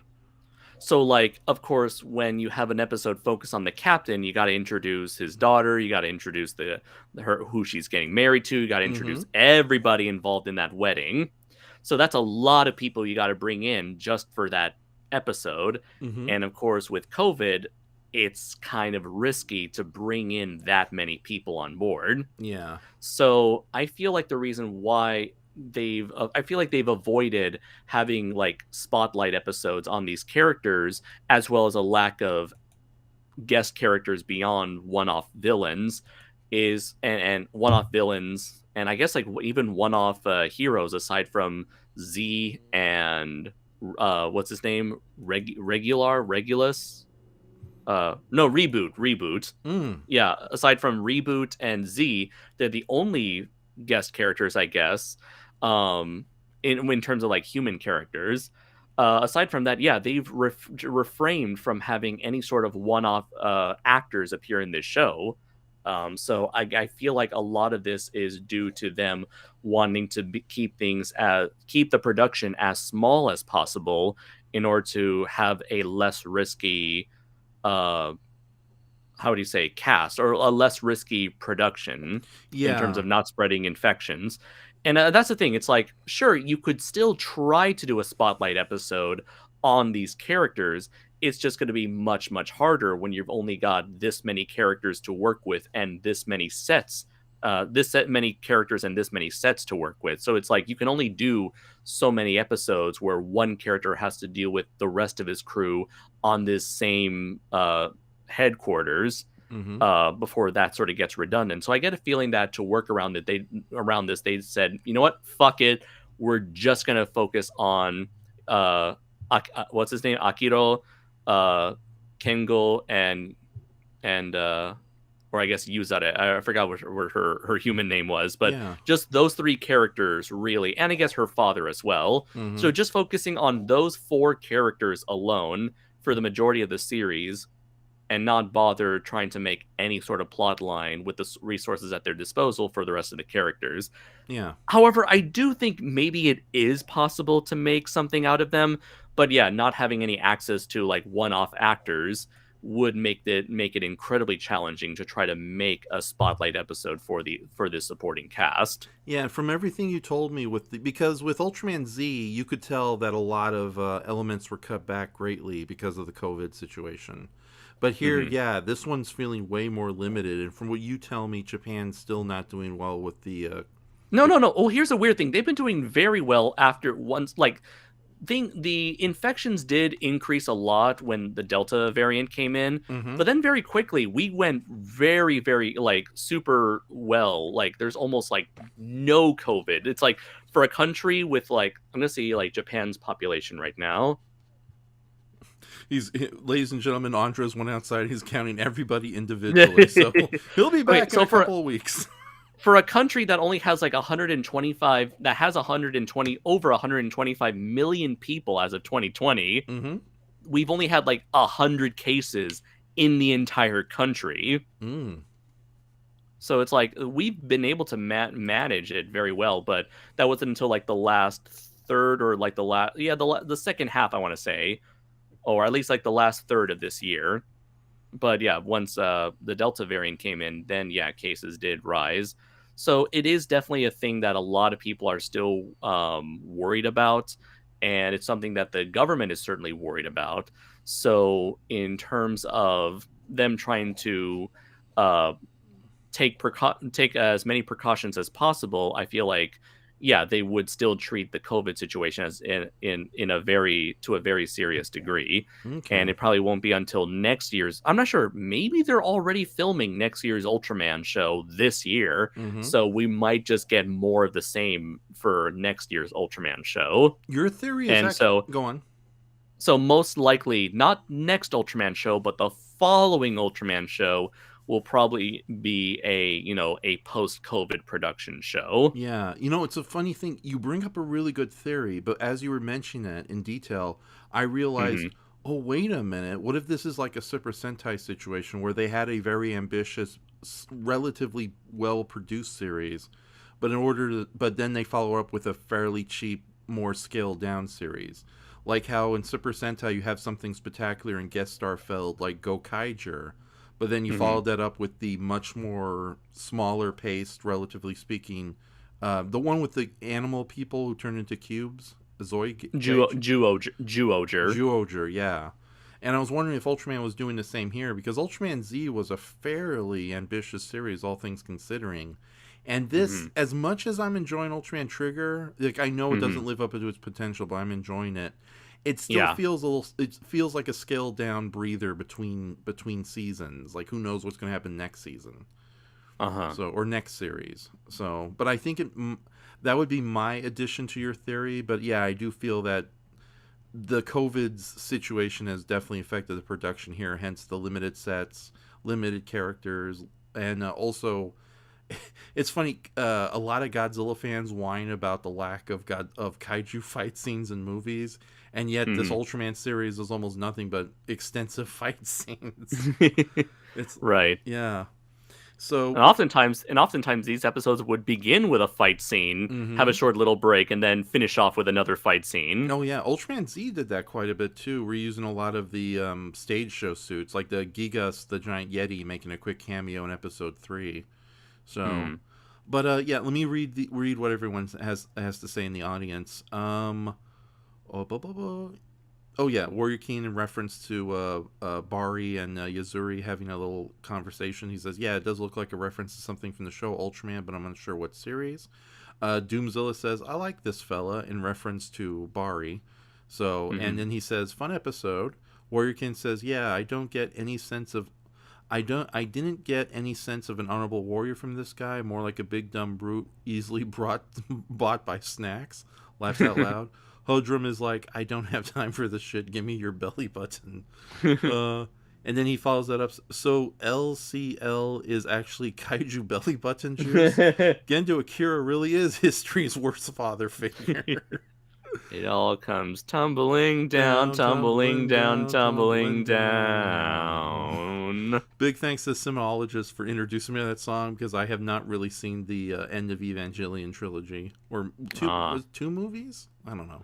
No. So what they did was they released one movie that was essentially a glorified clip show of the TV series, and then was End of Evangelion, which was a replacement for the last 2 episodes. Okay, that would explain why the Ultraman Tiga monster D-Ban was the lead star of that Evangelion movie. I was so confused. And then Gamera attacked in black and white. And No. Instead, you had a tiny chibi little what was his name? What was the name of the first angel? Sachiel? Sachiel, yeah. You just have a little chibi Sachiel who's like, all right, it's time for me to uncover the secrets of Evangelion. With my second head. Hi there. I was born after an explosion hit me in the face.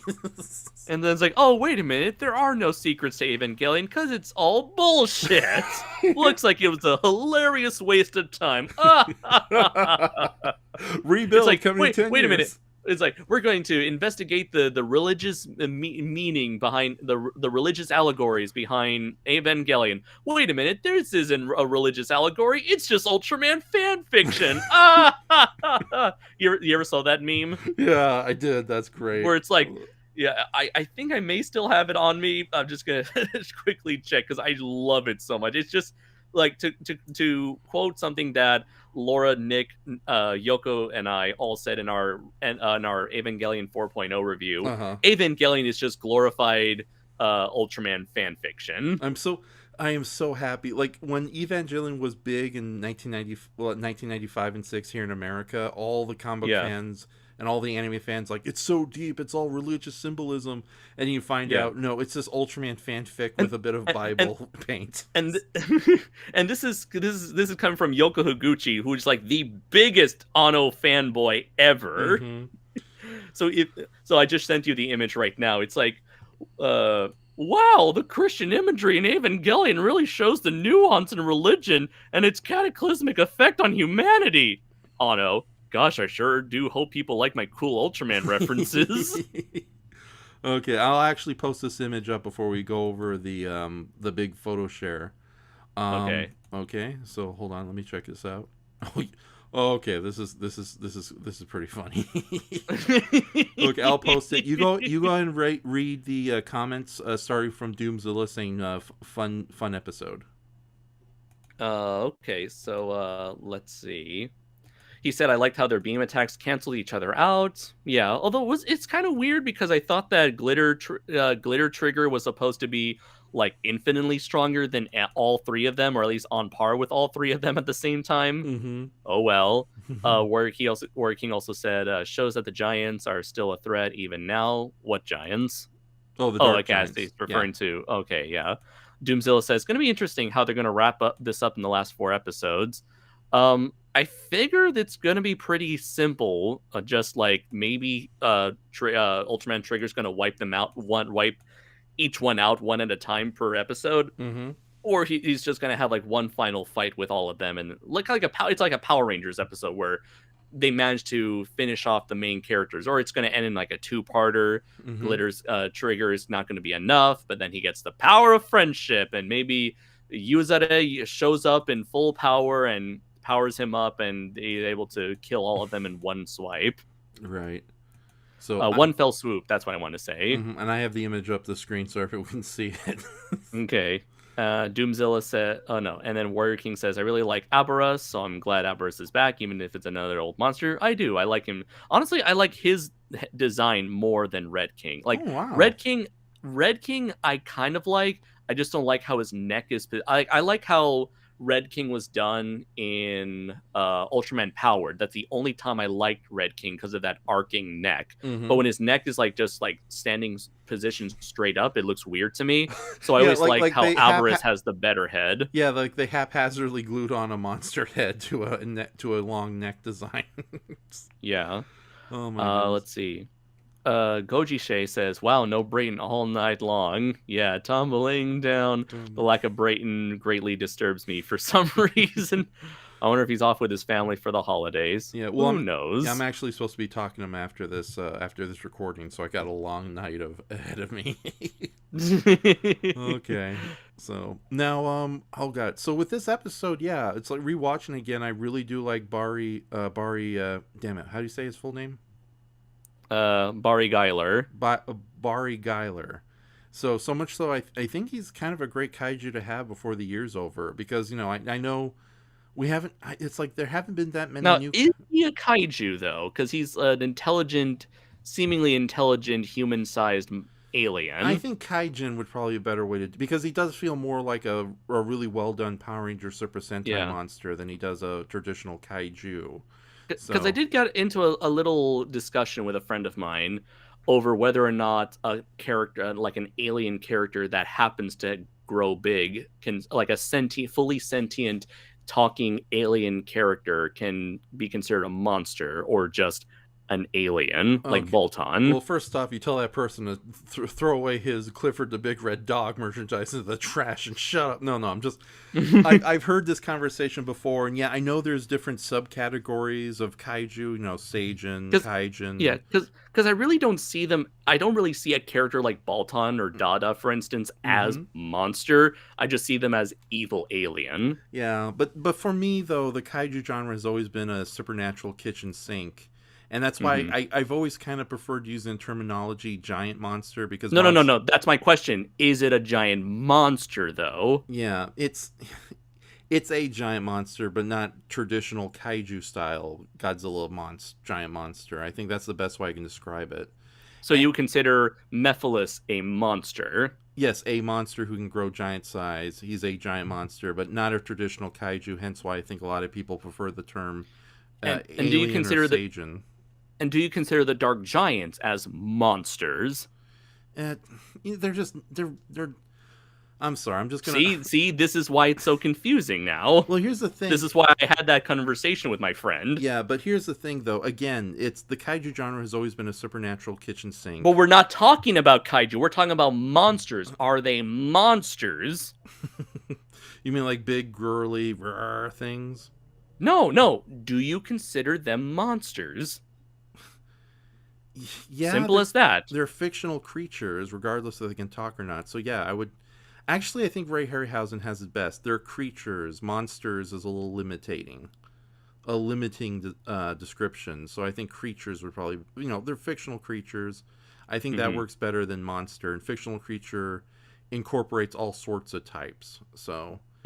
Yeah, but no, as far as monsters go, I think it's a similar argument. None of that weeb shit, Raph. Yeah. No, I think it's a similar argument. Like, does the Invisible Man really count as a monster? Not really. And yet he's still paired up with like the likes of the Creature from Black Lagoon and the Wolf Man and stuff like that. So I can see where you're coming at. So, but at the same time, I'm a little hesitant to fully agree. Like, I do agree with you, but I don't like agreeing with this argument because it's usually from the same kaiju fans, like, oh, I don't like this Bolton. He's not Godzilla enough. Oh, is Clifford a big red dog? Is he a kaiju? That kind of weird mentality most of these fans have. But yeah, I think creature would probably be better terminology for all these oddball. Because Onion, he's definitely more in the monster mindset. Because he was naturally giant. He didn't talk. He was more wild. But yeah, I think, creature or creature character would probably be a better description for something like Barry here and, Mephiles Seijin and half the cast of Ultra Monster Walk. So, but, it's the quote to scientists from Gamma vs. Gauss, let's just call it a monster and be done with it. Okay. So, but I hope, was that an okay answer? Was like, whoosh. Good enough. Okay, good enough. So... All right, so, and what else do we have? Doomzilla, tumbling down. You already read that. I read those. Yeah, and then Doomzilla says, a long night. So, well, me and Brayton might be recording a podcast late at night, so it is going to be a long one for me. So, is it going to be every single movie ever made, part 2? Well, are you finally going to cover Jews in space? Well, it's funny. I'm not supposed to say anything, but we are working on a sequel to that short film, Review All Movies, which you can find on this channel. But it's going to be a little more elaborate than you're expecting, but we're saving that for April. However, Brayton, since he's having kind of a delays doing the Mystery Science Theater, the final episode of the Gamma trilogy, because, of the COVID restrictions on his end, he's decided we're going to be doing a new series called, right now the tentative title or working title is Movie Exchange Club, where we both share a movie and then have a double feature and then discuss both films in a single episode. So it'll be a podcast series. And sounds an awful lot like a certain show I do on my channel. Uh-oh. I think Andres is going to sue somebody. Something's come along and it's burst our bubble. Uh-oh. It's Draco Azul in a business suit. He's coming to sue us. Welcome to my nightmare!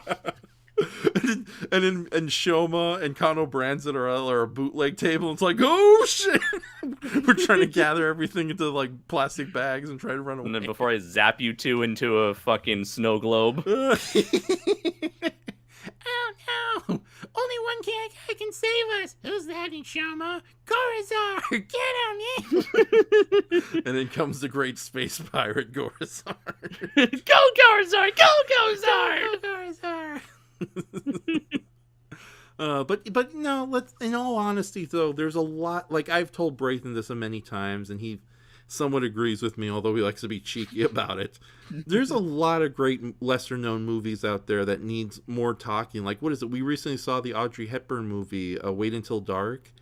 And despite that movie constantly being referenced as one of like the all-time great thrillers with one of the great jump scares, it's amazing how relatively obscure and otherwise well-known movie that is.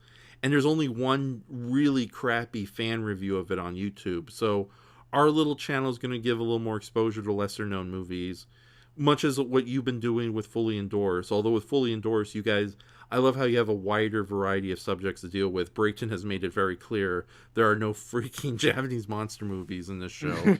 So it's like, well, we can't do a double feature of Iron Giant and Gamera the Brave. And he's like, fuck that noise. And then he slapped me in the face for 3 minutes. No more. I am sick of giant monsters. So yeah, we got that coming aboard. And also I think he just wants to add more to his channel outside the Mystery Science Theater related material. So okay, but no. Speaking of next Saturday, unless things change, we are. Oh damn it, Brayton's here. We're in trouble. He says, just watch Roman Holiday with my significant other. Very different Audrey Hepburn movie. So nice. Yes, and then Warrior King was yes, finally another Ultraman fan who likes Abras more than Red King besides me. Thank you, Andres. Of course. Yes, always. And Goji Shea says, just confess your thievery, Raph. Always.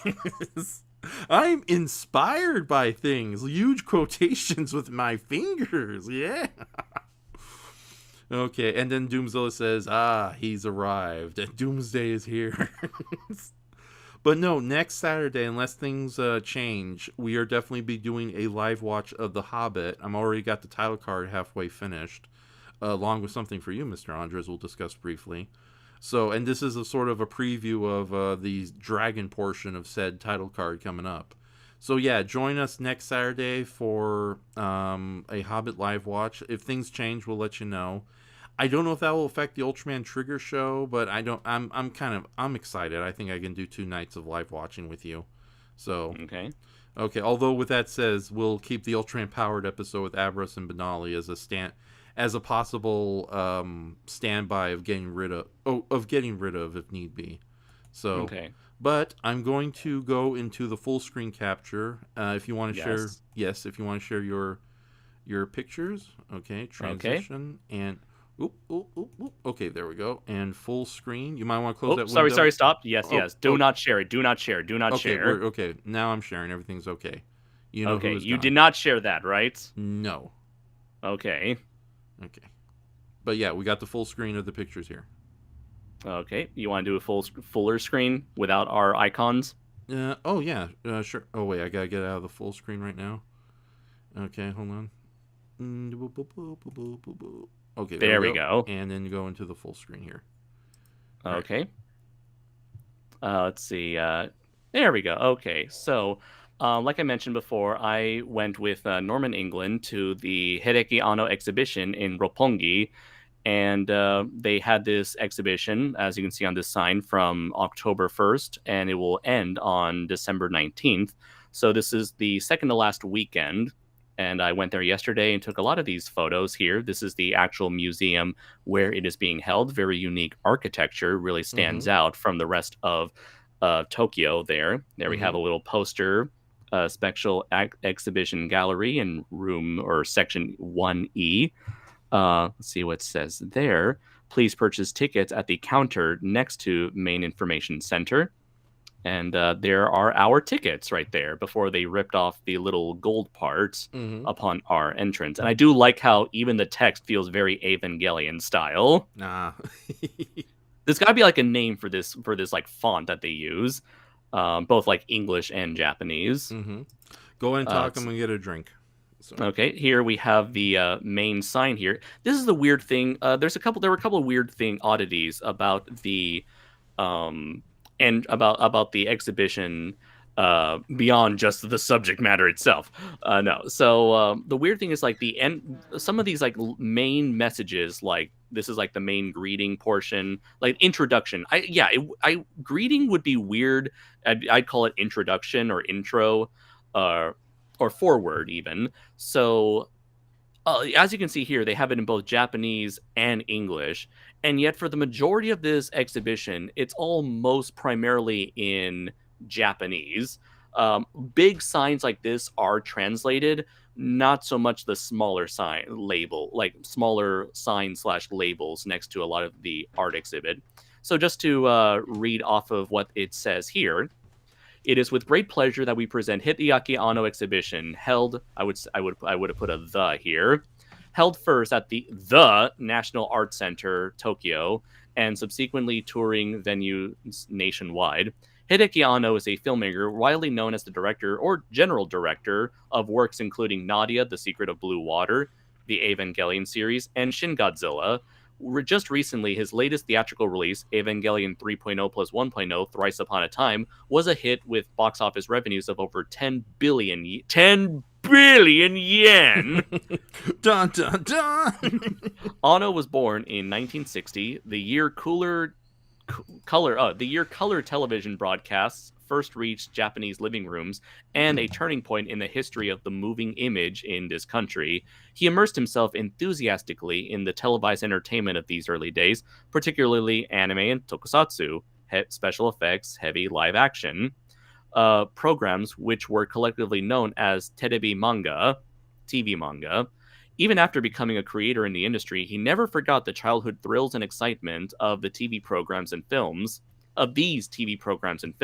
and has consistently endeavored to carry on their legacy, freely traversing the worlds of anime, tokusatsu, and live-action cinema. Anno is always committed to delivering unique and fascinating moving images unlike anything audiences have seen. Yeah, I would have changed something. I would have changed moving images to something else. I would say imagery instead. Mm-hmm. So I can tell like they didn't exactly get... Either they did get a native speaker to translate this, but failed to listen to all of their suggestions, or not. I don't know. Norman has also dealt with this issue where it's like, no, do it this way, and then the Japanese people he worked with do it another way. Because he's also a translator. He makes official English subtitles for various movies and other projects. Yeah, I think it's kind of similar to like how I used to do like movie events at the comic book shop near us, and you'd give them the right information, but then they would alter it to something that they would assume people would understand better, even though it was a completely wrong term. Right. So, yeah. Let's see, unlike anything seen, through stylish compositions, gripping staging of scenes, effective use of contrast between static and dynamic, synchronization of sound and movement, and incorporation of the latest technologies in each era. This exhibition is based around the three concepts of what made Anno, what Anno has made, and what Anno will make in the future. Those are like three portions. Each of them have like an English message like this. Those were the only things that were translated. Let's see. The introductory section features as many objects and artifacts as possible, such as original drawings and miniatures that convey the magic of anime and tokusatsu of the 60s and 70s that delighted and enthralled Anno. For the next area onward, visitors are presented with a huge volume of material spanning Anno's career, which began with independent productions of anime and tokusatsu as an amateur. The final section of the exhibition explores his recent activities dedicated to preserving the culture of anime and tokusatsu for posterity, and also contains material related to his new works currently in production. We will be delighted if, by tracing the course of Anno's development, you engage with the fascinating story of television and cinematic culture continuing from the Showa era, 1962 to 1989, to the present day, and envision the future that awaits beyond the horizon.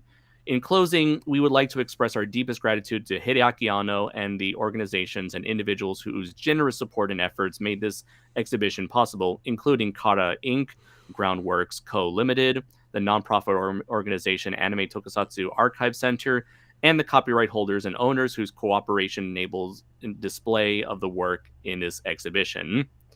So yeah, in a way, you could make the argument that Anno is like the Quentin Tarantino of Japan, where he takes a lot of the stuff that he grew up with and made like his own versions that pay homage to the stuff he grew up with. Hopefully like I said, he's a lot less stingy. Like I said, Evangelion is essentially glorified Ultraman fan fiction, and there's the whole entire message in Japan. Let's see. There is a portrait of the man himself in the present day. Yeah, does he really? Oh, Cat, don't step over the... Cat, we're in the middle of something. I don't need you to be just... Oh, no. I don't need you. Hold on. Sorry. The cat almost killed the live stream. All right. Does Anno's earlobes, are they really that big? I've never noticed. I presume so. Okay. Let's see. It looks like we do have Kaiju no Kami who just joined us here. Just looking through the comments here, seeing how people are reacting so far. Blah, blah, blah. Warrior King did say, okay, now you two have to do a review or live watch of the Power Rangers movie. I feel like we've done that already at some point. Oh, no, that was me on my channel, like, way back in, like, 2014. Okay, we have somebody new. He says, somebody new named My Name 52 something. He says, guess no King Silvergun or King Goldrest. And sadly, Ultraman no. Trigger, yeah. So. Okay. So, let's see. Moving on to the next image here. Hideaki Anno profile. Hideaki Anno was born on May 22nd, 1960 in Ube City, Yamaguchi Prefecture. In 1981, while studying at Osaka University of Arts, he entered the limelight with the opening animation he created for the 20th Japanese Science Fiction Convention in Osaka, more commonly known as Daikon 3.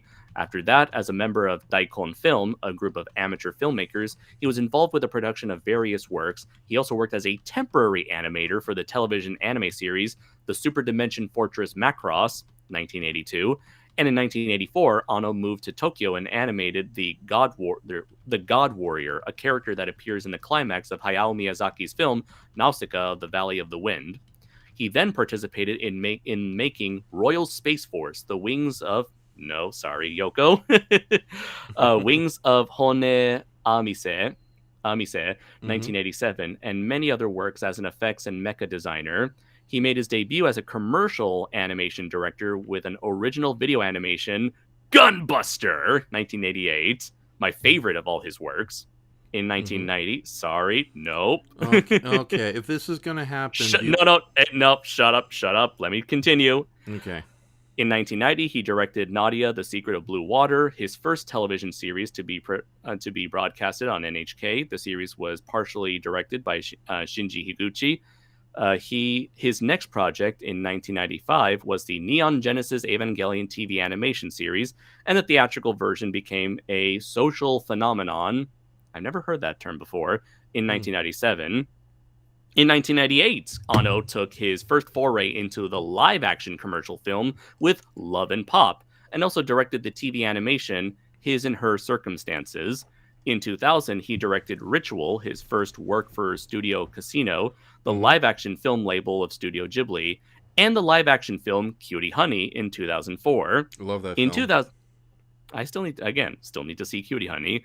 In 2006, Anno founded Kara Inc. and took the position of managing director. The company started making Evangelion, the new theatrical edition series, on its own from 2006. Yeah, that's right. So we call it Rebuild of Evangelion. In Japan, it's just called Evangelion New Theatrical Edition.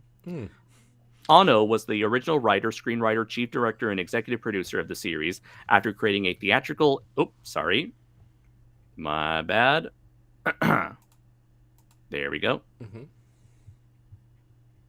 After creating... Let's see. Creating a theatrical live-action... This is weird grammar. After creating a theatrical live-action film, Shin Godzilla... I guess they needed commas right here. In 2016, he released... Oh, strange spacing there. He released Evangelion 3.0 plus 1.0 Thrice Upon a Time, the final edition of the new theatrical edition, in the spring of 2021. Anno is now working on 2 new films, Shin Ultraman as a producer and screenwriter, and Shin Kamen Rider as a director and screenwriter for their upcoming release. And there we have a little cardboard cutout of a young Anno in his Kamen Rider cosplay with a big old smile on his face. So you can tell that this was before he became dead inside. But by the time he reached his 40s or something, this was a young, hopeful, full of life and energy Anno. And I love it. Right. I hate to say he is a little adorable here. Look at this guy. He's he deep down, I'm sure he's just a fanboy like the rest of us. Yeah. And he's living his dream, remaking everything. Yeah. So, when do you think we're going to get Shin Buska? Or Shin Pachimon? So this is one of the big signs, the 3 big signs here. So this is the first section of the, what do you call it? The exhibition. Origins, Childhood Enhancement. Anno was born in 1960, the same year color television, blah, blah, blah, blah, blah. Amid the nation's miracle economic growth, as ever, more Japanese living rooms became home to color TVs. Iconic series emerged, which are still being produced to this day, including Ultraman. Oh, what the hell, guys? Ultraman, Masked Rider, and later Space Battleship Yamato and Mobile Suit Gundam. At the same time, children's TV programs were a shared collective experience for young viewers, and animated and tokusatsu programs were referred to as terebi manga, comics for TV, all of which children enthusiastically and indiscriminately absorbed.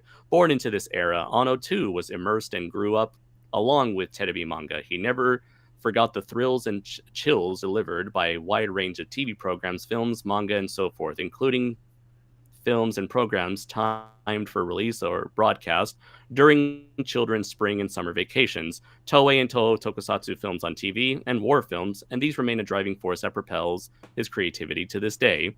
Exhibited in this section are 3-dimensional objects, original drawings, and other production materials related to anime, tokusatsu, and manga that Anno revered in his childhood and university years, in which he loves and respects to this day. We hope that these artifacts will convey the enduring appeal of the works from various perspectives. Presented here can be called the point of origin for Anno's creative career and the raw materials that shaped his sensibilities.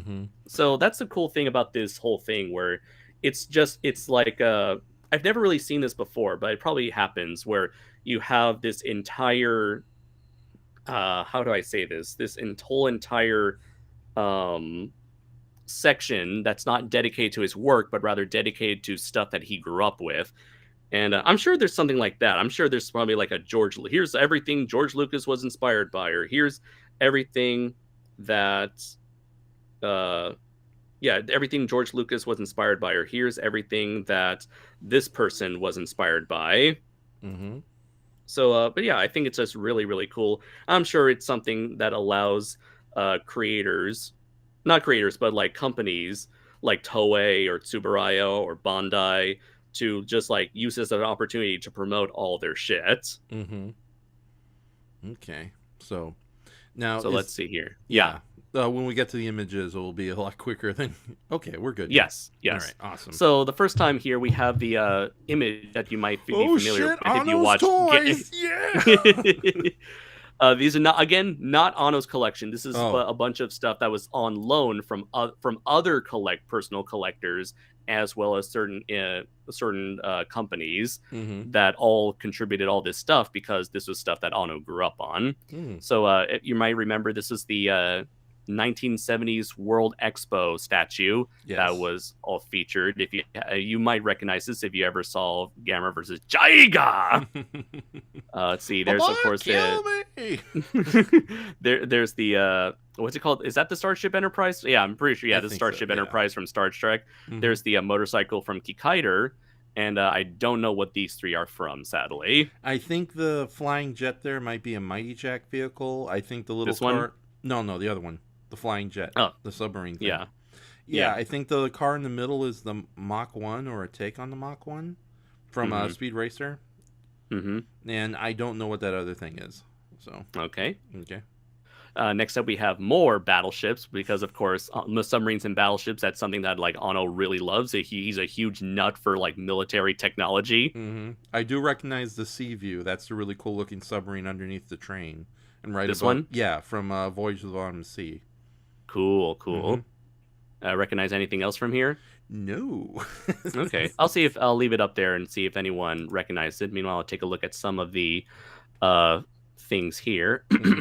Might be historical warships from Japanese past. Okay, then. Cool. Let's see here. Doomzilla said, "Yeah, Gunbuster, hype!"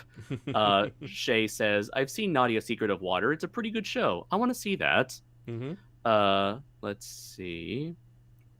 Brayton said, "Anno is an enigma. He transfers an enormous level of depression and self-loathing from himself all over to the audience and leaves us with the impression of, huh, why did I just watch that?"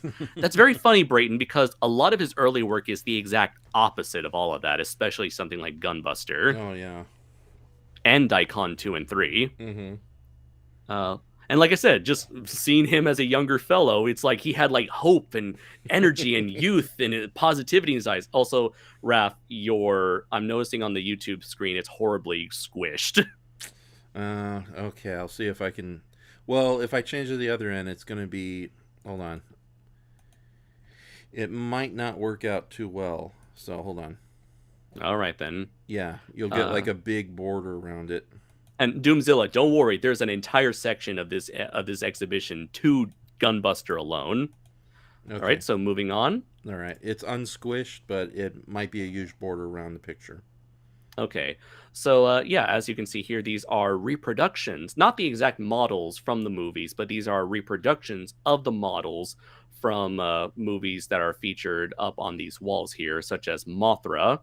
And we also have a model over there of the...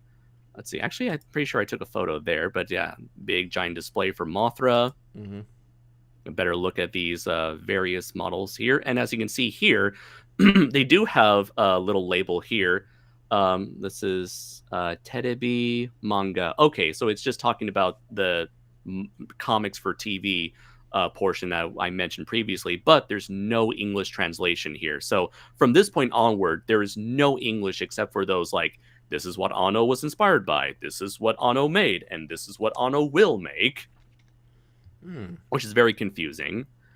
Next up, we have, I believe that's the Atragon, right? Yes, or Gotengo. Yeah. And that's there, from Latitude Zero? No, War in Space. Yeah. Okay. Let's see, and there we have the giant poster for Atragon. In the War in Space ship. Yeah, I don't know what its name is, but I think it's like the Gosei or the Gote. Okay. And do you know what this is? I think it's another Mighty Jack model, because I know Anno is a huge fan of Mighty Jack, which is unfortunately incredibly obscure here in America, but has a bit of a large cult following in Japan. Okay. So it was a show that started out as like Two Bright Productions' take on Thunderbirds meets Spy-Fi, like James Bond. But in the second series, Fight Mighty Jack, they realized, oh, this ain't getting us ratings. Throw some kaiju in there every once in a while. So it became like Thunderbirds versus Giant Monsters. So, yeah. Next up, do you recognize what this is? I think it's also Mighty Jack. Okay, because I know there's like a little symbol. Actually, oh, here we go. Latitude 0. Okay, then that's oh, what's his face? The guy from oh god, the Mackenzie submarine.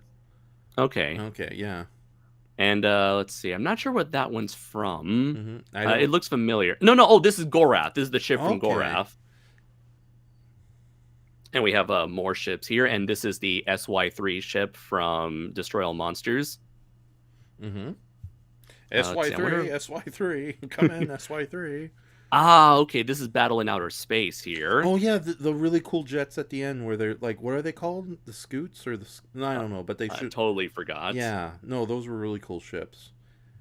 Next up, we got the actual suit, M2 Mark, I guess, yeah, Mechagodzilla 2 from Terror of Mechagodzilla. Yeah, we got the OG Mechagodzilla 2. The OG Mechagodzilla 2. We got Mechagodzilla in the exhibit.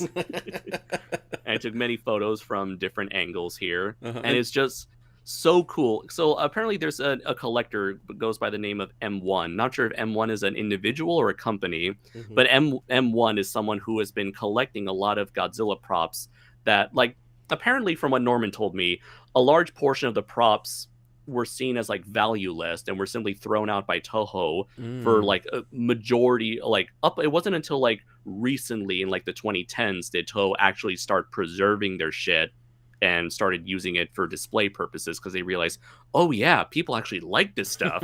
But up until like 2010s, they just threw out whatever they didn't need. So a collector like M1 was collecting all this stuff and would loan it out to different museums like today, like here, for such exhibitions. Yeah, it's funny too because considering how easily degrade, how much kaiju costumes degrade over time. It's amazing that this one's been able to keep in decent shape all this time. Yeah. Like, really, you have to, like, really look close at it to notice, like, this sort of, like, the natural wear over the decades here. Yeah. But yeah, you're absolutely right that it managed to stay in such a good, relatively good condition all these decades later. Next up, of course, is the giant poster for Destroy All Monsters. Next, we have several more models here. Let's see if I can read. Yeah, Mighty Jack, yes, yeah, because I recognize the little orange outfit of the helicopter pilot there. That's definitely Mighty Jack. It came from Mighty Jack Fight, the second season of the series, where they decided. Next we have where they decided to become more of a science patrol fighting giant monsters without an Ultraman. All right, and next up here, I believe this looks to be the original suit from Return of Ultraman. Yes. Which you can see, like, Ultraman suits do not age pretty well. Oh my god! Gloves surprisingly did. I was going to say his hands turned into foil. And here we have a suit of Ultraman, but I'm not sure which suit this is. This could be it. I'm assuming that if like Return of Ultraman looks like this, I'm assuming this can't be the original Ultraman suit. So it's got to be like a more recent one. From like the 2000s, perhaps. Yeah, and you were there too, because from these images they look like models, but you were there, so you can confirm they were full body suits. Yeah. Okay. I mean, you can see everything. You can see even a little zipper on their boots. That's so adorable. Little booty boots. This is what I don't like about later Ultraman suits, where they let like the gloves are a layer over the arms. I always prefer this kind of style where the sleeves are over the hands, over the gloves. Right. I just have to read this really stupid comment from Brandzent Films. Yeah. Did MG bang his belly, blow out steam, and dance out the exhibit singing "If I Only Had a Heart"? Okay. And then Goji says the suit looks fairly nice in reference to Mechagodzilla. And Doomzilla says most of the MG2 suit consists of a mixture of the 1974 and 55 suits. So, all right then. Okay. Let's see here. So moving onward, we have a little poster here for Ultraman ships. This is Ultraman Hawk 1, Hawk number 1. Let's see. Now we have a little image of both of the suits right next to each other. Okay. Next up, we have models of Ultraman, Ultra 7, and Jet Jaguar, which, in fact, this is actually a refurbished model that was actually used in Godzilla vs. Megalon. Because I was going to say it looks too fresh to be the original model, but now that you tell me, yeah, okay. Yeah, this is the original model, and it was fully what was the word? Fully refurbished. Yeah. How does it feel to be near these things you grew up with? These childhood dreams of yours. Unbelievable, my friend. Yeah. Unfreaking believable. Yeah, it's kind of like when Miguel, when he went to visit the in California, they had a Jim Henson exhibit, and he was amazed that he was near all these puppets, and it was like for me like when Power Morphicon used to prop up the monster suits, and like, holy crap, that's Hatchosaurus. I grew up with this guy. Yeah. So yeah, no, that's really cool. So let's see. Next up, we have various masks of various heroes. We my have God. Spectre Man Model, Mirror Man, Ultra 7, Jumborg Ace, and I forgot this guy, but I know he's from Jumborg Ace, right? Oh yeah, that's Jumborg 9, I think, the secondary giant robot from the series. So, Gotcha. Now, are these refurbished? Are these recreations or refurbishings?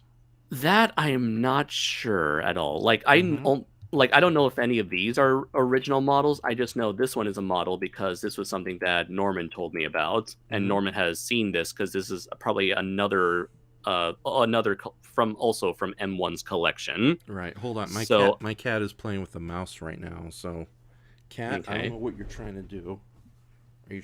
Oh, darn cat. Okay, And of course, Norman, like Brayton, is not an Ultraman person, so he wouldn't know if these were the original stuff or the originals or not. Nor would he care. Nor would he care. We love you, Norman. Keep up the cynicism. He's an my friend. amazing person, a wonderful friend. Oh, indeed. Oh man, stop it, cat. Okay, sorry about that. The cat is literally trying to sabotage tonight's show. And here's the weird thing. So, like, you can take pictures of all this stuff, but as you can see right here, this little sign, you can't take photos of any of the screens, and there's a lot of screens. So, if, like, you want to take, like, wide shots of the entire exhibit, they'll be, like, on you. It's like, don't take pictures of the screen. It's like, how can I not take pictures of the screen when they're freaking everywhere? That's another criticism I'll make, where it's like, among all this stuff that you can take pictures of, there's always stuff that you cannot take pictures of for whatever reason. So it's like picture. It's like it's hard to like concentrate on taking photos when you're constantly having to see, you can take a picture of this, but not this, but not this, this, but not this. It's kind of annoying. Like I wish they would have taken like everything that's not like you shouldn't take pictures of and just put it to one room or one corner of a room, as opposed to like mixing in all the stuff you can take photos of but can't. They didn't have somebody like literally at your coattails following you. They do. Oh, that sucks. Yeah, but that didn't stop me from taking a picture of this. And then it's like you showed the person behind you. It's like, yeah, take that, you, and kicked them in the nards and ran away. You can't tell me what to do. You're not my real dad. Also really weird. They had photos of actual screens that showed off the trailer for Shin Kamen Rider. But it's like that's already on YouTube. Why can't anyone take photos of this when it's already available for everyone to watch for free online? Yeah. Or Daikon. They were showing Daikon 3, and it's like people can watch Daikon 3 on YouTube for free. Yeah. But anyways, we have a plethora of models here. There's the original one from Ultraman. Let's see. I think this is from I want to say this is from Ultra 7. I could be wrong. I think it is Ultra 7 because I kind of see the Ultra Garrison symbol at the back there.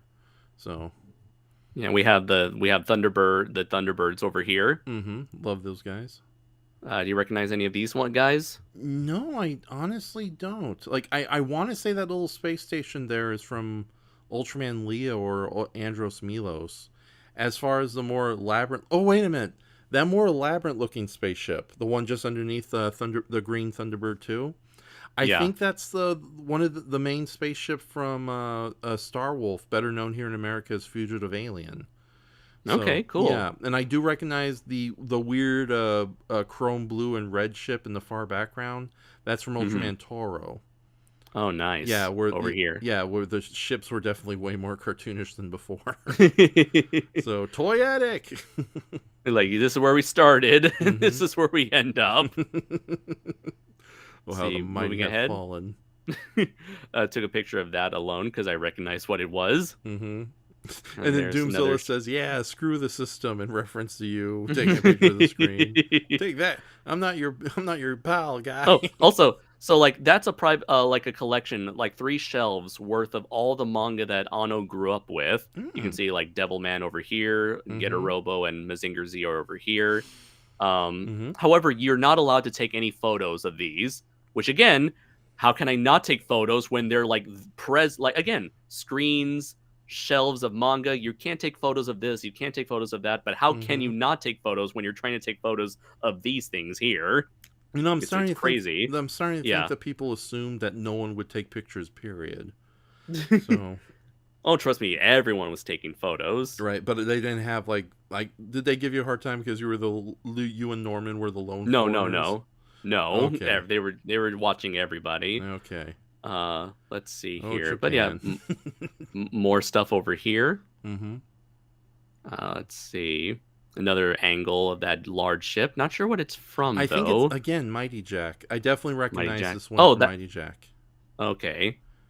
So, always... Another model here of a military battleship. Mm-hmm. Sadly, it's not as big as a battleship. Next we have... It is as big as a Mexican-made bird puppet, though. Let's see. More images of the Thunderbirds. Yeah, and these aren't the original props either, right? Again, no clue. Okay. Because this whole exhibit is filled with both like original stuff and reproductions. Okay. Those are impressive by the way, reproductions, though. That is a cutout of the Markalite, a flat cutout of the Markalite cannon. Okay. And here, I guess they're from Thunderbirds 55 or Thunderbirds Go Go. Mm-hmm. Thunderbirds 1 miniature for shooting. Mm-hmm. Scheduled to be released 2022. There's a new one? From what it's weird. I've heard that Anno is supposed to be working on a new Thunderbirds project, but I don't know if it's original footage or just a remaster of the original series with additional footage. So, yeah, because of... Oh, God. We have to stop him. His nostalgia cannot be beat.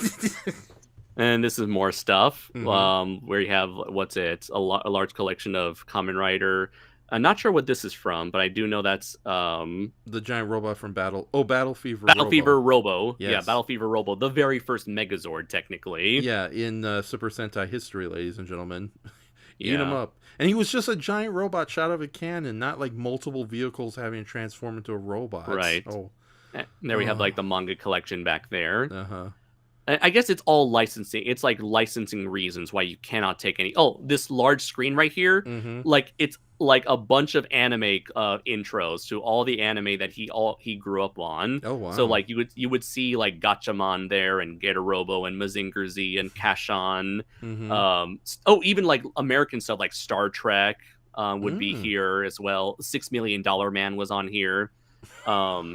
So pretty much like any popular anime or American TV series is all here from the 70s. Right. Brayton just says he's doing Thunderbirds. Oh no! But again, you're not allowed to take photos of any of this for I guess for licensing reasons. But here is Battleship Yamato. No, had I known this and I was with you, I would have bought like a novelty cowboy hat with a hidden camera inside, and no one would know. More, I'm just an American, yeah. Let's see. More Battleship Yamato stuff. Actual sketches from the production. Oh, nice. Never watched Battleship, but I'm kind of interested due to its reputation. Yeah, I'm very familiar with it, and from what various people have told me, the new animated miniseries they have in theatrical form is really, really good, even better than the original. But yeah, I've never seen it myself. So. Okay, and here we have Matt Burkett's favorite franchise ever, Mobile Suit Gundam. And looking at all of this... looking at all of this, I'm presuming that Anno really only grew up I guess a lot of people only really grew up with the original series. Not a lot of people continued with it from Zeta Gundam and beyond. Most people just focus on the original series, and Anno was probably one of them as well, which I don't blame at all. It's a fucking masterpiece. Yeah, like a lot of Power Ranger fans, it's like they have no idea how big the franchise is outside the first 3 seasons. Yeah, and these are like original sketches from the very first episode of Mobile Suit Gundam. It's already under glass. Of course we're not going to touch it. Yeah. Maybe they don't want our dirty, sweaty, smelly fingerprints all over the glass. Posters from the movie compilation, the compilation trilogy of movies they made. More sketches, more posters. Of course, me being the Gundam fan, I gotta take as many photos as possible here. Yeah, of course. And Goji Shea says Andres is sounding like an actual tour guide for this place. Again, if I don't, who will? Because I doubt anyone else went there. Yeah, it's good you have me to point out all the stupid Mighty Jack stuff. Yes. here, and they have like an incomplete timeline of all the franchises featured in this room. Let's see. Here we have the section focused on Anno's beginnings as a creator. Again, there's young Anno, full of hope, full of innocence. Before he lost he lost the will to live. Before he became forever dead, like he had that dead look in his eyes. Right. Let's see. Is this what you mean? The one where it was like him as Ultraman? Yeah, but it was way less. It was made way earlier than the Return of Ultraman short film he did, and yeah, and it was just basically him. Yeah, that's this film. Okay, and there's like the actual like little booth here of him as Ultraman. Let's see. More stuff. I'm not sure what this stuff here is actually. I'm not sure. Maybe they could be from his earlier productions. Oh yeah, the Daikon films. Oh yeah, Daikon film. Matt. Kaitekita Ultraman. Oh yeah. So this is Return of Ultraman. These are props from Return of Ultraman. Yeah, they're updated versions of the less spectacular vehicles they had from that show. Okay, I recognize them now. And I'm sure you recognize what this is from. Oh yeah, from the first Daikon film fest convention short film. Yes. So where the animation is way more crude than the more famous one. So and of course, I'm not allowed to take photo of this. There we have again young Anno already growing into his goatee. And this is the crazy part. So they had that's not him. That's him. That's him. I'm an idiot. Yeah, that's Anno's failed clone aging before his eyes. Oh, and there's the Crater of Astro Boy in the beret. And there's Go Nagai and Akira Takarada. Oh my God, they're all here. Everyone's here. Kaneko is Mega Man. Normie England is Metroid. I do want to know which one of these individuals is Shinji Higuchi. Good idea. Which one? But yeah, this was the very small crew that put together that amazing short film Daikon 3, which had like again super small crew that made this like 10-minute short film. And then later they had like a slightly bigger team. I think it was like maybe like twice its size to produce Daikon 4. Yeah. And we have actual sketches. I forgot what do you call it? I completely blanked out on this process of animation where you draw like storyboard. Yeah, I think these are like early not sketches, but like early. Oh yeah, sketches that would go on to do the cell animation. Right. Yeah, animatics. I guess animatics. Yeah, these are the animatics. We get a lot of storyboards later in this exhibition. Brayson says, and there's Ernie Hudson. He's the most here. and I'm here. Right. And then Warrior King says, wonderful models. Key animation sketches and in between. Okay. Yeah. Let's see there. Oh, we actually have an animation cell over here. More cells. We got the little Daikon girl. We got the Maser cannon. The actual literal Daikon ship. Daikon is Japanese for radish, so it's one big pun. Yeah. And the little Ultraman Science ship. Patrol ship. Yeah. With the two happy aliens who show up and it's like, please grow this giant radish for us. Okay. Yes. Yeah, this looks like Win taking on one of my robot villains. You gotta draw that now. Oh, I will. And a little like poster here. Daikon 3 opening animation. Little pamphlet. I'm guessing this is must be like a program book for the actual convention. God, it's wonderful how elaborate Japanese books are just for like simple stuff like this. Yeah. Of course, there's the battleship Yamato we were just talking about moments before exploding. Yeah, for the same Daikon short film. I remember that. Yeah, and there's like a huge collection of different sketches, keyframe animations, animation cell here as well. Yeah. One of them very cool stuff. Yeah. Actual like little diagram, I guess for reference purposes. Here we have actual stuff for Daikon 4 now. including sketches, storyboarding. The storyboards for me is the most amazing part because it's like the earliest portions. These are like the early notes of. It's like looking at the earliest notes for an animated project. Mm-hmm. And in fact, we do get a lot of like. Remember that sequence where the buildings explode into cherry blossom petals? Yes. We get a lot of that. Oh yeah, see right here, we get a lot of that. Yeah. God, it's beautiful artwork. As much as I support like digital animation, it's still amazing they were able to do that with what they did back in the 80s. Yeah.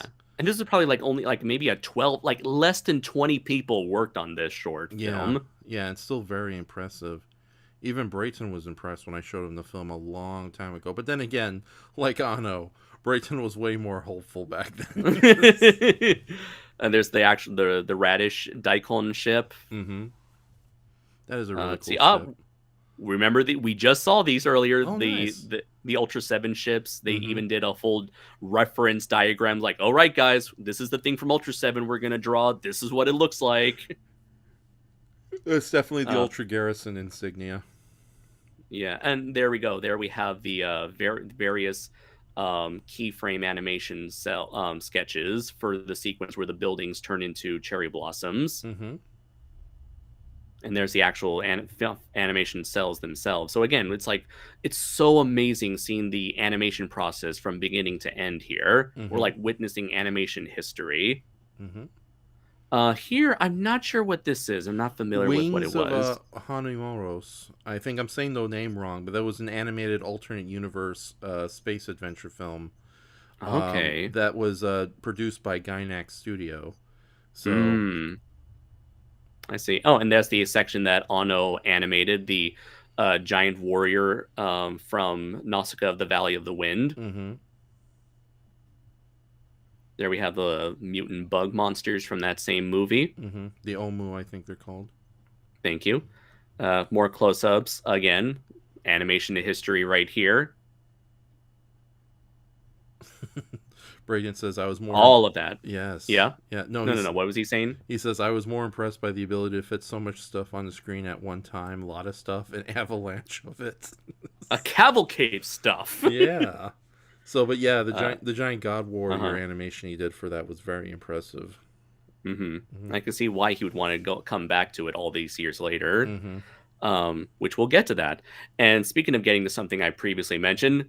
Gunbuster, his directorial debut as an his anime directorial debut. I guess professional directorial debut, and so there's a lot of sketches right here, a lot of character designs, early concept art for the characters of Gunbuster. Again, more keyframe animation sketches, more concept art of the mechs from that series. This one does kind of give off like a Great Mazinger vibe to it. I don't think... Oh yeah, this was like this must be like an earlier design for Gunbuster, which had more of a Mazinger vibe to him. Right, Doomsday says, and here we go.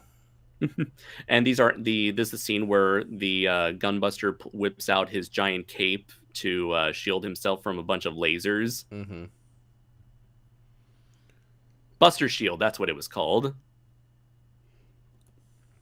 So yeah, really, really cool portions here. Love I cannot express how much I love this anime to death. Workin says OG Gundam is great, but Zeta Gundam is my favorite. Yeah, Zeta is really damn good series. And I can see why it's a lot of people's favorite. Right, and Doomzilla follows up saying before Gurren Lagann, before Evangelion, there was Gunbuster. Yes. I'll always prefer this to Evangelion personally. This is my shit right here. And again, people think of Anno as like being sad and depressed. You can't get more opposite than that than Gunbuster. Here, like little spoilers, but the end of the series is probably like the final shot of the series, I believe. And I believe so. This was how it was originally drawn. That Anno drew himself before his team came in and made a final version.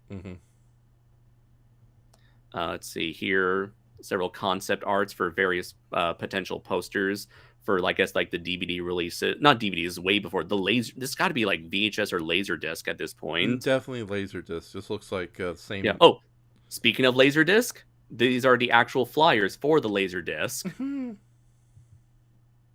Please buy us. See VHD. Doomzilla says we're getting a Gunbuster release on Blu-ray soon. I thought that was announced a couple months ago. I thought it was already out. Yeah. Doomzilla, educate us some more if you can. Let's see. But yeah, these were the Laserdisc, because as Norman was reading this, he got really nostalgic over Laserdisc. Let's see. There we go. Gunbuster, Volume 2. Let's see here. Release. Wow, like $108 for Volume 2. Wow. Hey, they got to get their money somehow. Oh yeah, this was like very independently produced. I bet Breaks in the chat is going to like $100 for this crap. Let's see. Album for sale on CD. Let's see. Video Volume 3.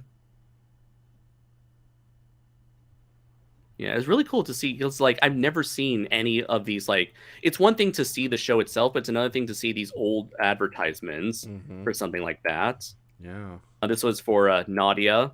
Was this a Ghibli movie that he directed? No, it was a TV series done by Gainax, but it was heavily influenced by Studio Ghibli and other anime they grew up with.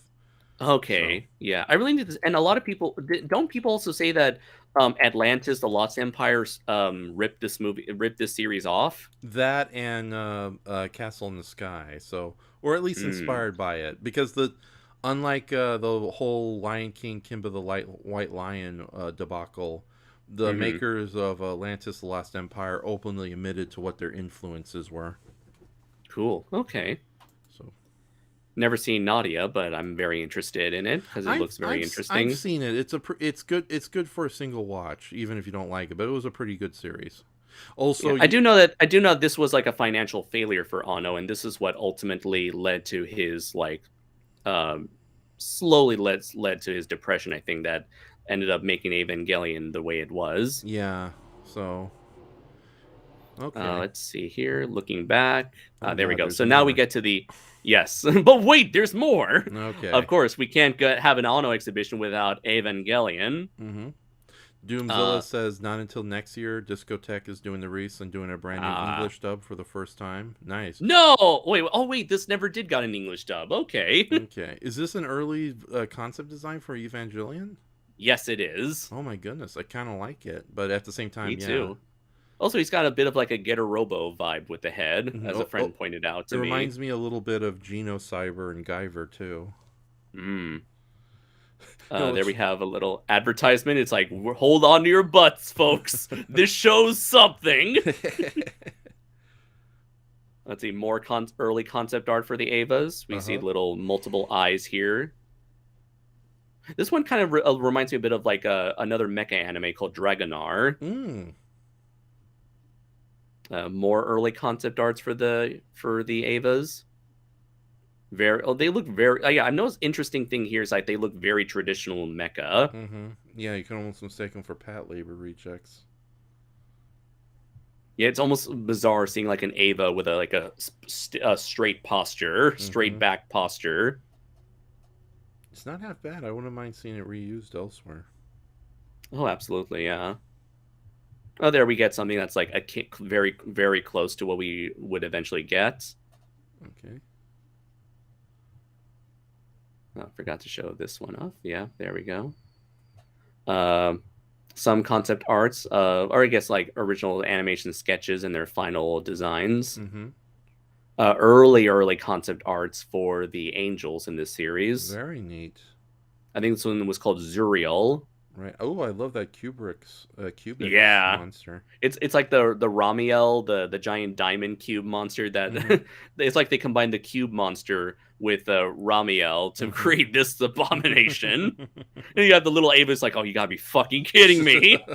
No. What is this madness? And I thought Demon Seed was crazy. Let's see. Yeah, took for more close-ups here, there, everywhere. Oh, these are like early storyboards for the intro itself, which I thought was really cool. Mm-hmm. Because we get like little flashes of the various, even like the text, the flashes. All of this is all planned in advance. Mm-hmm. Or even right here, where like this is like moments before like the title shows up. The large spark of light, right? Or like the little like alien language, and like the large illustration you see that pans down, where you see like the Zan Koku, yeah, that part there. Oh, there we go. Yeah, the large like flashes of light before the text shows up, and then the Japanese text, you see even direction, like the text like rises up until it falls into place. Yeah, I think this is the part where it's like da da da da da da da da da da. Let's see, more concept art of Sachiel. More storyboards, lots of storyboards and sketches right here. Lots of machinery, because Anno loves his machinery. We have Ava. This was Ava Unit 2. Those giant like vehicles that they rode. The Nerve logo. Giant display of Sele just to show off more animation cells. Not sure why this is red though. It's very curious. Yeah. Oh, you don't think that's Maybe it's an early color test. Yeah. Or maybe before they eventually fall. It's like probably an early color version before they eventually settled on this. Purple and green. Yeah. Ripping off the Joker. And now I'm sure you can guess what this movie's from. Oh, I can't. Shin Godzilla? No, it's... Yes! Yes! Man, Godzilla would have been sexy.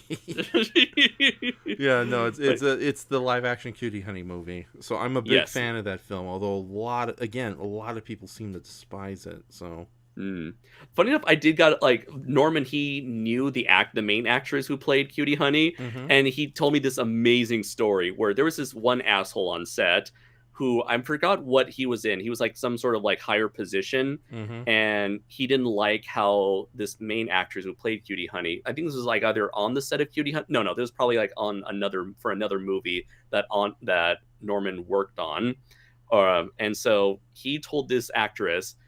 He gave this actress some money and said, "Go get me a carton of milk." And he did that because he wanted to put her in her place, because he thought she was being too egotistical or something or whatever. Even though she was just being her natural self. Yeah. Just being like very. She was like a very nice, kind-hearted person, but with like a lot of personality. Oh yeah, like people liked her. Okay, yeah, that would anger an insecure prick. Totally, yeah. And you know what she did? What? She ended up using that money to go to the convenience store, buy a bag of chips, and then proceeded to share those chips with everyone except him. So then when he was like, "Hey, where's my milk?" She's like, "What milk?" Oh my god, if I ever find myself in that situation, I'm doing what Cutie Honey did. I love this movie even more. Holy shit. And that was awesome. More storyboards from the movie itself. So since you've seen the movie, I'm sure you might be able to recognize this sequence. Yeah, that's when he fights the Scarlet android girl with the laser beam. So cool. There we have. I think this might be a copy of the actual script. Yeah. Oh yeah. So these might be copies of the actual scripts themselves. It's kind of cool seeing like a manga rendition of the live action design. That's so cool. Yeah. Again, more concept art here. I'm assuming at some point her costume gets slashed like this. Yeah, but it's not this extreme. So okay. Of course, you got to preserve the cleavage because that's important. It is Cutie Honey Andres. Of course. Right. Maybe you might know what these are. Yeah, the designs, like outlines and designs for the main villains. Like when you go to the one at the bottom, that Scarlet Claw's weird. She has a weird cybernetic face that opens up and shoots a giant laser. So cool. Oh, just like a God Warrior. Yes. Nice. He likes his creepy open mouths. I'm guessing you know what this is. Yeah, that's Sister Jill's main hideout.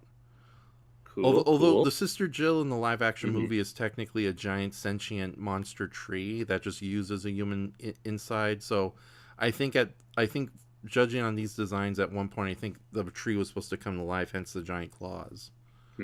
So yeah. There we have actual production stills from the movie. I like what I see. Yes, I'm sure that's what he's thinking right now. That's Anno. I'm making movies. So. Oh, I think Norman, he knew someone who worked on the camera crew for this film. Oh, by the way, the lady in the glasses there, that's the same actress who go on in Shin Godzilla as the memorable scientist girl with who's always on the computer. 1,000-yard stare. Yes. So really, that's her? Yeah, and she's great in the movie as like Cutie Honey's a cop partner.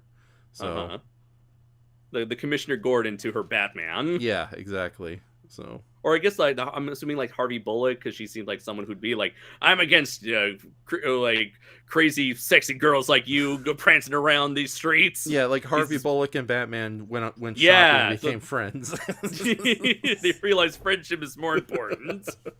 Hey Batman, friendship is magic. So this is another movie that Anno made called Love and Pop, and I have no clue what this is. Oh, it's a movie he made. It's shot on video, and it's supposed to be a biting social commentary on how perverted adults treat younger teenage girls. So, interesting. Yes. It's interesting coming off of Cutie Honey to do this. Or, I don't know if he did this first or Cutie Honey first. No. This one came first. Cutie Honey came way second. Yeah, 1998. And let's see, we have more stuff around here. And let's see. It's very interesting that the school uniform looks a lot like the uniform scene from like Evangelion. I'm not sure if that's like an intentional reference or it's just like a very common design that he just decided, oh, it's a common uniform look, so I'll just use it twice. I'm just gonna see how long we've been on. Okay. I'll check out the comments here. Yeah. Let's see. Brayton says, Raph's StreamYard share screen does squish the image terribly, hence why we've done face cams and we have such big old chubby faces. Tragic. Let's see. Yeah, not many comments, surprisingly. Yeah, so... Yeah, no... All right, so I'll start to move faster then. Okay, or because at this point, at this point, we're really getting to the part that most of us know by now. There's God Warrior appears in Tokyo. Shin Godzilla posters. Several images of that itself. Oh yeah, this is interesting looking. The making of. I didn't even realize they used. Well, I know blue screen. Blue screen. I thought they would use green screen. So. Yeah, what's really impressive for me is like. The puppet was completely real, but like everything that's manipulating the puppet is all like, digitally removed. There we have the actual puppet from the movie. Right. I'm assuming. I think it's a mechanized prop they use when it shoots its laser. Yes. So. Yeah. See, here we have like early sketches of Shin Godzilla. And what's really cool. I'm Godzilla. I have tiny arms. These look like strong hands.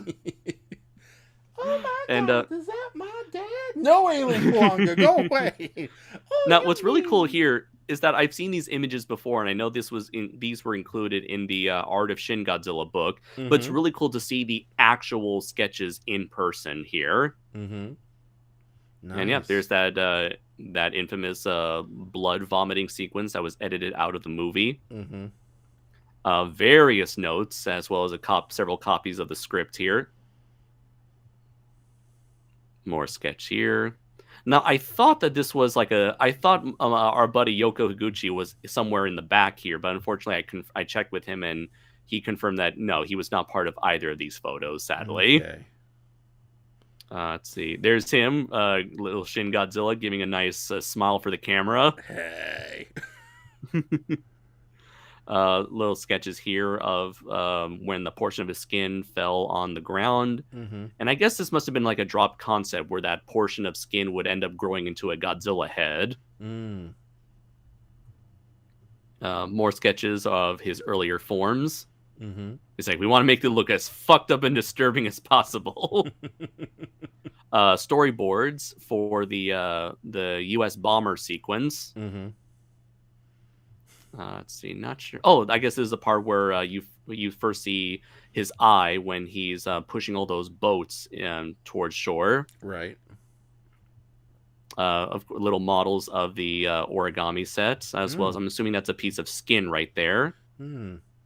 I don't remember that showing up in the movie itself, so it may have been a deleted scene / prop.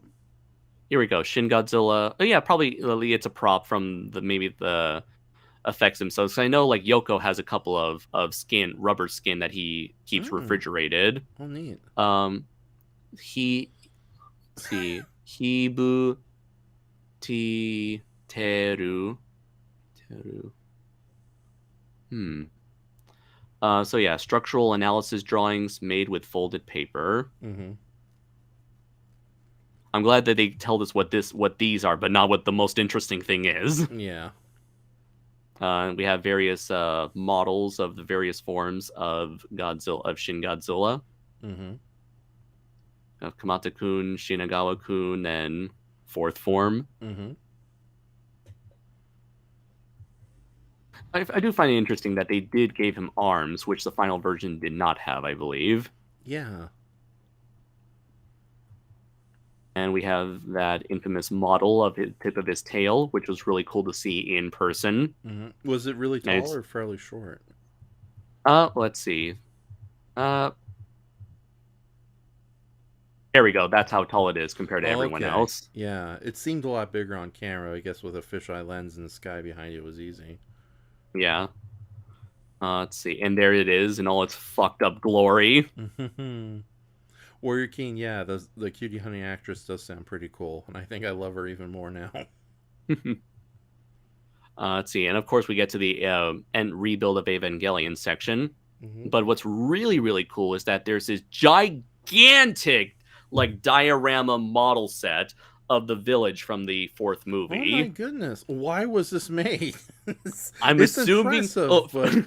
First off, because I'm sure there's either two reasons. The reason number one, because fuck you, that's why. Number two... Oh no, why would you say that to your biggest critic? It's probably used as a reference for when they actually made it in the movie. Okay. So they know where everything is all the time. Okay, this is that's a lot. Wow, he really went crazy on that final movie. oh yeah, hey man, it took him forever to make it. Okay, right. I bet it took him like what 10 fucking years. Mr. Anno, why are we putting the soundtrack to War in Space in this? Because fuck you. That's why.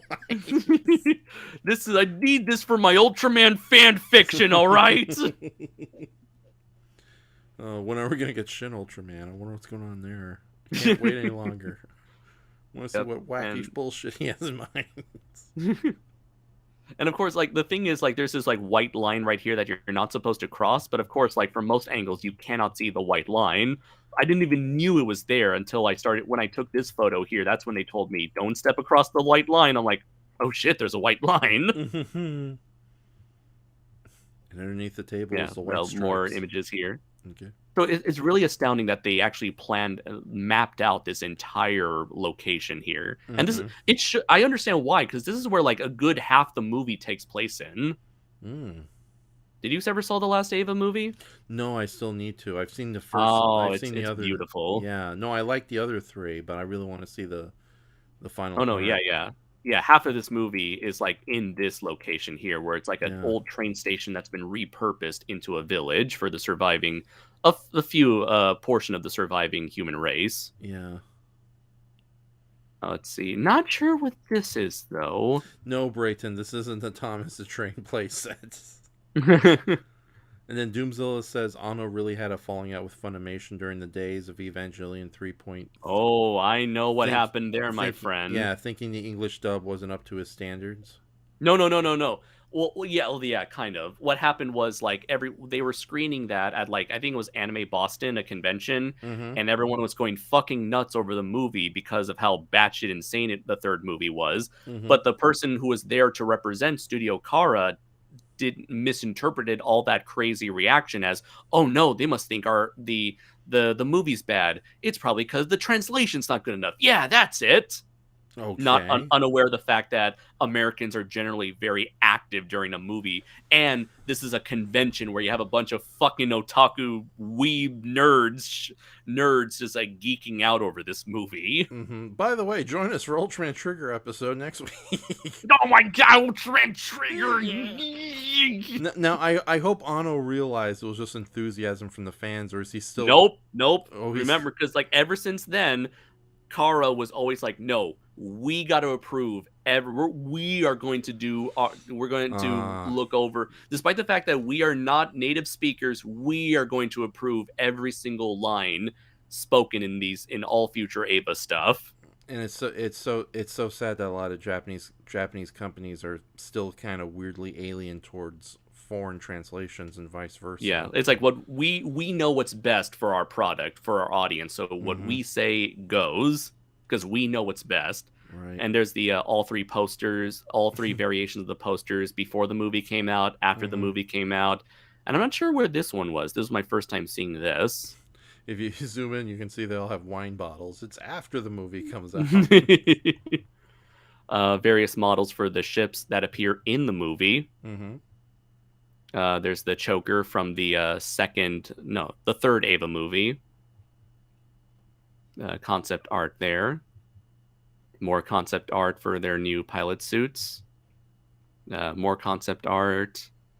Concept art for the what do you call it? The not refurbished, but I guess the closest to like being like the rebuilt Ava 2 Unit 2. There we get to the portion with Shin Ultraman. Yeah. Yes, I'm not sure if this is like a recreation or the original painting, but again, all in Japanese. Yeah. Let's see. I know And it's definitely based on the Toranitas, or however you say the original Ultraman designers. That is one of his original paintings. Yeah. That was the basis for the Shin design here. But from this point on, this is when my camera died, and this is when Norman took over for me, and thankfully allowed me to share these images. Okay. This one was back for the was this Evangelion? Yeah, I think this was still the Evangelion portion. Yeah, this is definitely very Evangelion that he did. Now we get to the Ultraman stuff. There's that first promo image here that that Tsuburaya first shared with us. Concept art for the new versions of Gabora and Naranga. Yeah, it's a shame though now hearing about this trouble with Funimation. Like, will this movie ever see an American release? Yeah. Now I don't know what this is. I'm assuming it might be some sort of cute little mascot character that'll appear in the movie. Yeah. As like just not like literally appear, but this is probably just like a merchandisable character that's there to represent the Science Patrol. Yeah. This is Science-y. Here we go. New kaiju, and it's oh my god, what if it turned out to be like the main villain before he turns into his true form? Preliminary design, props for filming. That's all it says. Okay. So this is just like a prop that's going to be in the movie. So at some point, someone's going to have a plushie of a mascot for the Science Patrol. And again, more little props here. Not a whole lot there that we haven't seen before. But it is really cool to see these in person. Let's see. We have Ultraman asserting his dominance. Look at me, I'm Ultraman. Gaze upon my manliness, and my big bottom. We got the two posters for Kamen Rider. I'm assuming Kamen Rider 1 and 2. Let's see. There's me right there. Hey, Andres. Let's see. I'm assuming these are like scripts or maybe like special, like behind the scenes versions of the movie. Models of the motorcycle itself. I'm assuming this is like might be like it's regular form, and maybe it's regular form and it's more super form. Let's see, more promo images of the actor in the suit on the bike. I guess the designing process for the Kamen Rider 1 design, which I absolutely love.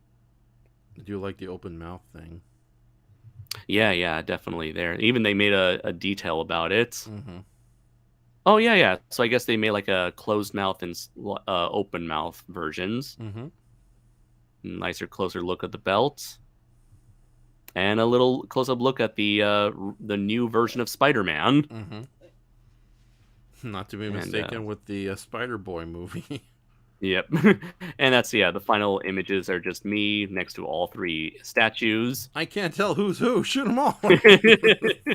I think Anno, there's like a personal image that Anno himself might have done. I'm not quite sure. Mm-hmm. But it says, arigato gozaimasu. Mm-hmm. Yoroshiku. Let's see. Mata no o. But it's like a thank you note.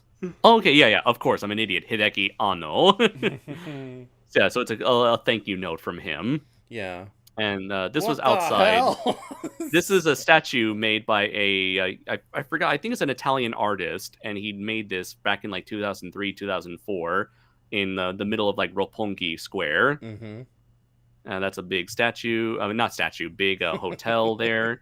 And the last image here is of Tokyo Tower in a very nice, beautiful scenery here. Oh my goodness. From you can see, beautiful scene of Tokyo Tower from Roppongi, which is where we were. Mm-hmm. So that is it for my trip to the Hideaki Anno exhibition. Right. So, and going to get out of here. Yeah, I think we're going to call it a night. Like, I appreciate you sharing that, but yes. We've been going for 3 hours right now. Holy crap, that's an almost new record for this show.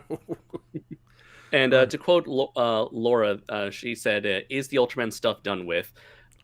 Are you referring to like the production or just like the exhibition stuff? Because there was very little.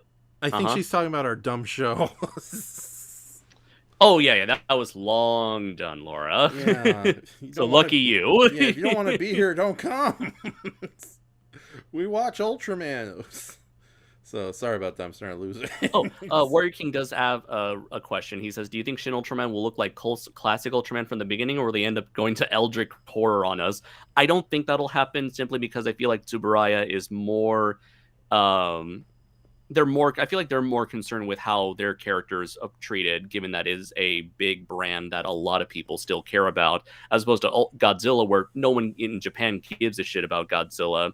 So it's like, do whatever you want at this point. We don't care. Yeah, and also Anno has made it very clear he adores Ultraman, so I don't think Ultraman is going to transform into anything menacing. The fact that we're having like OG Ultraman design before they put the color timer on is proof of that alone. So his nerdiness. Yeah, exactly.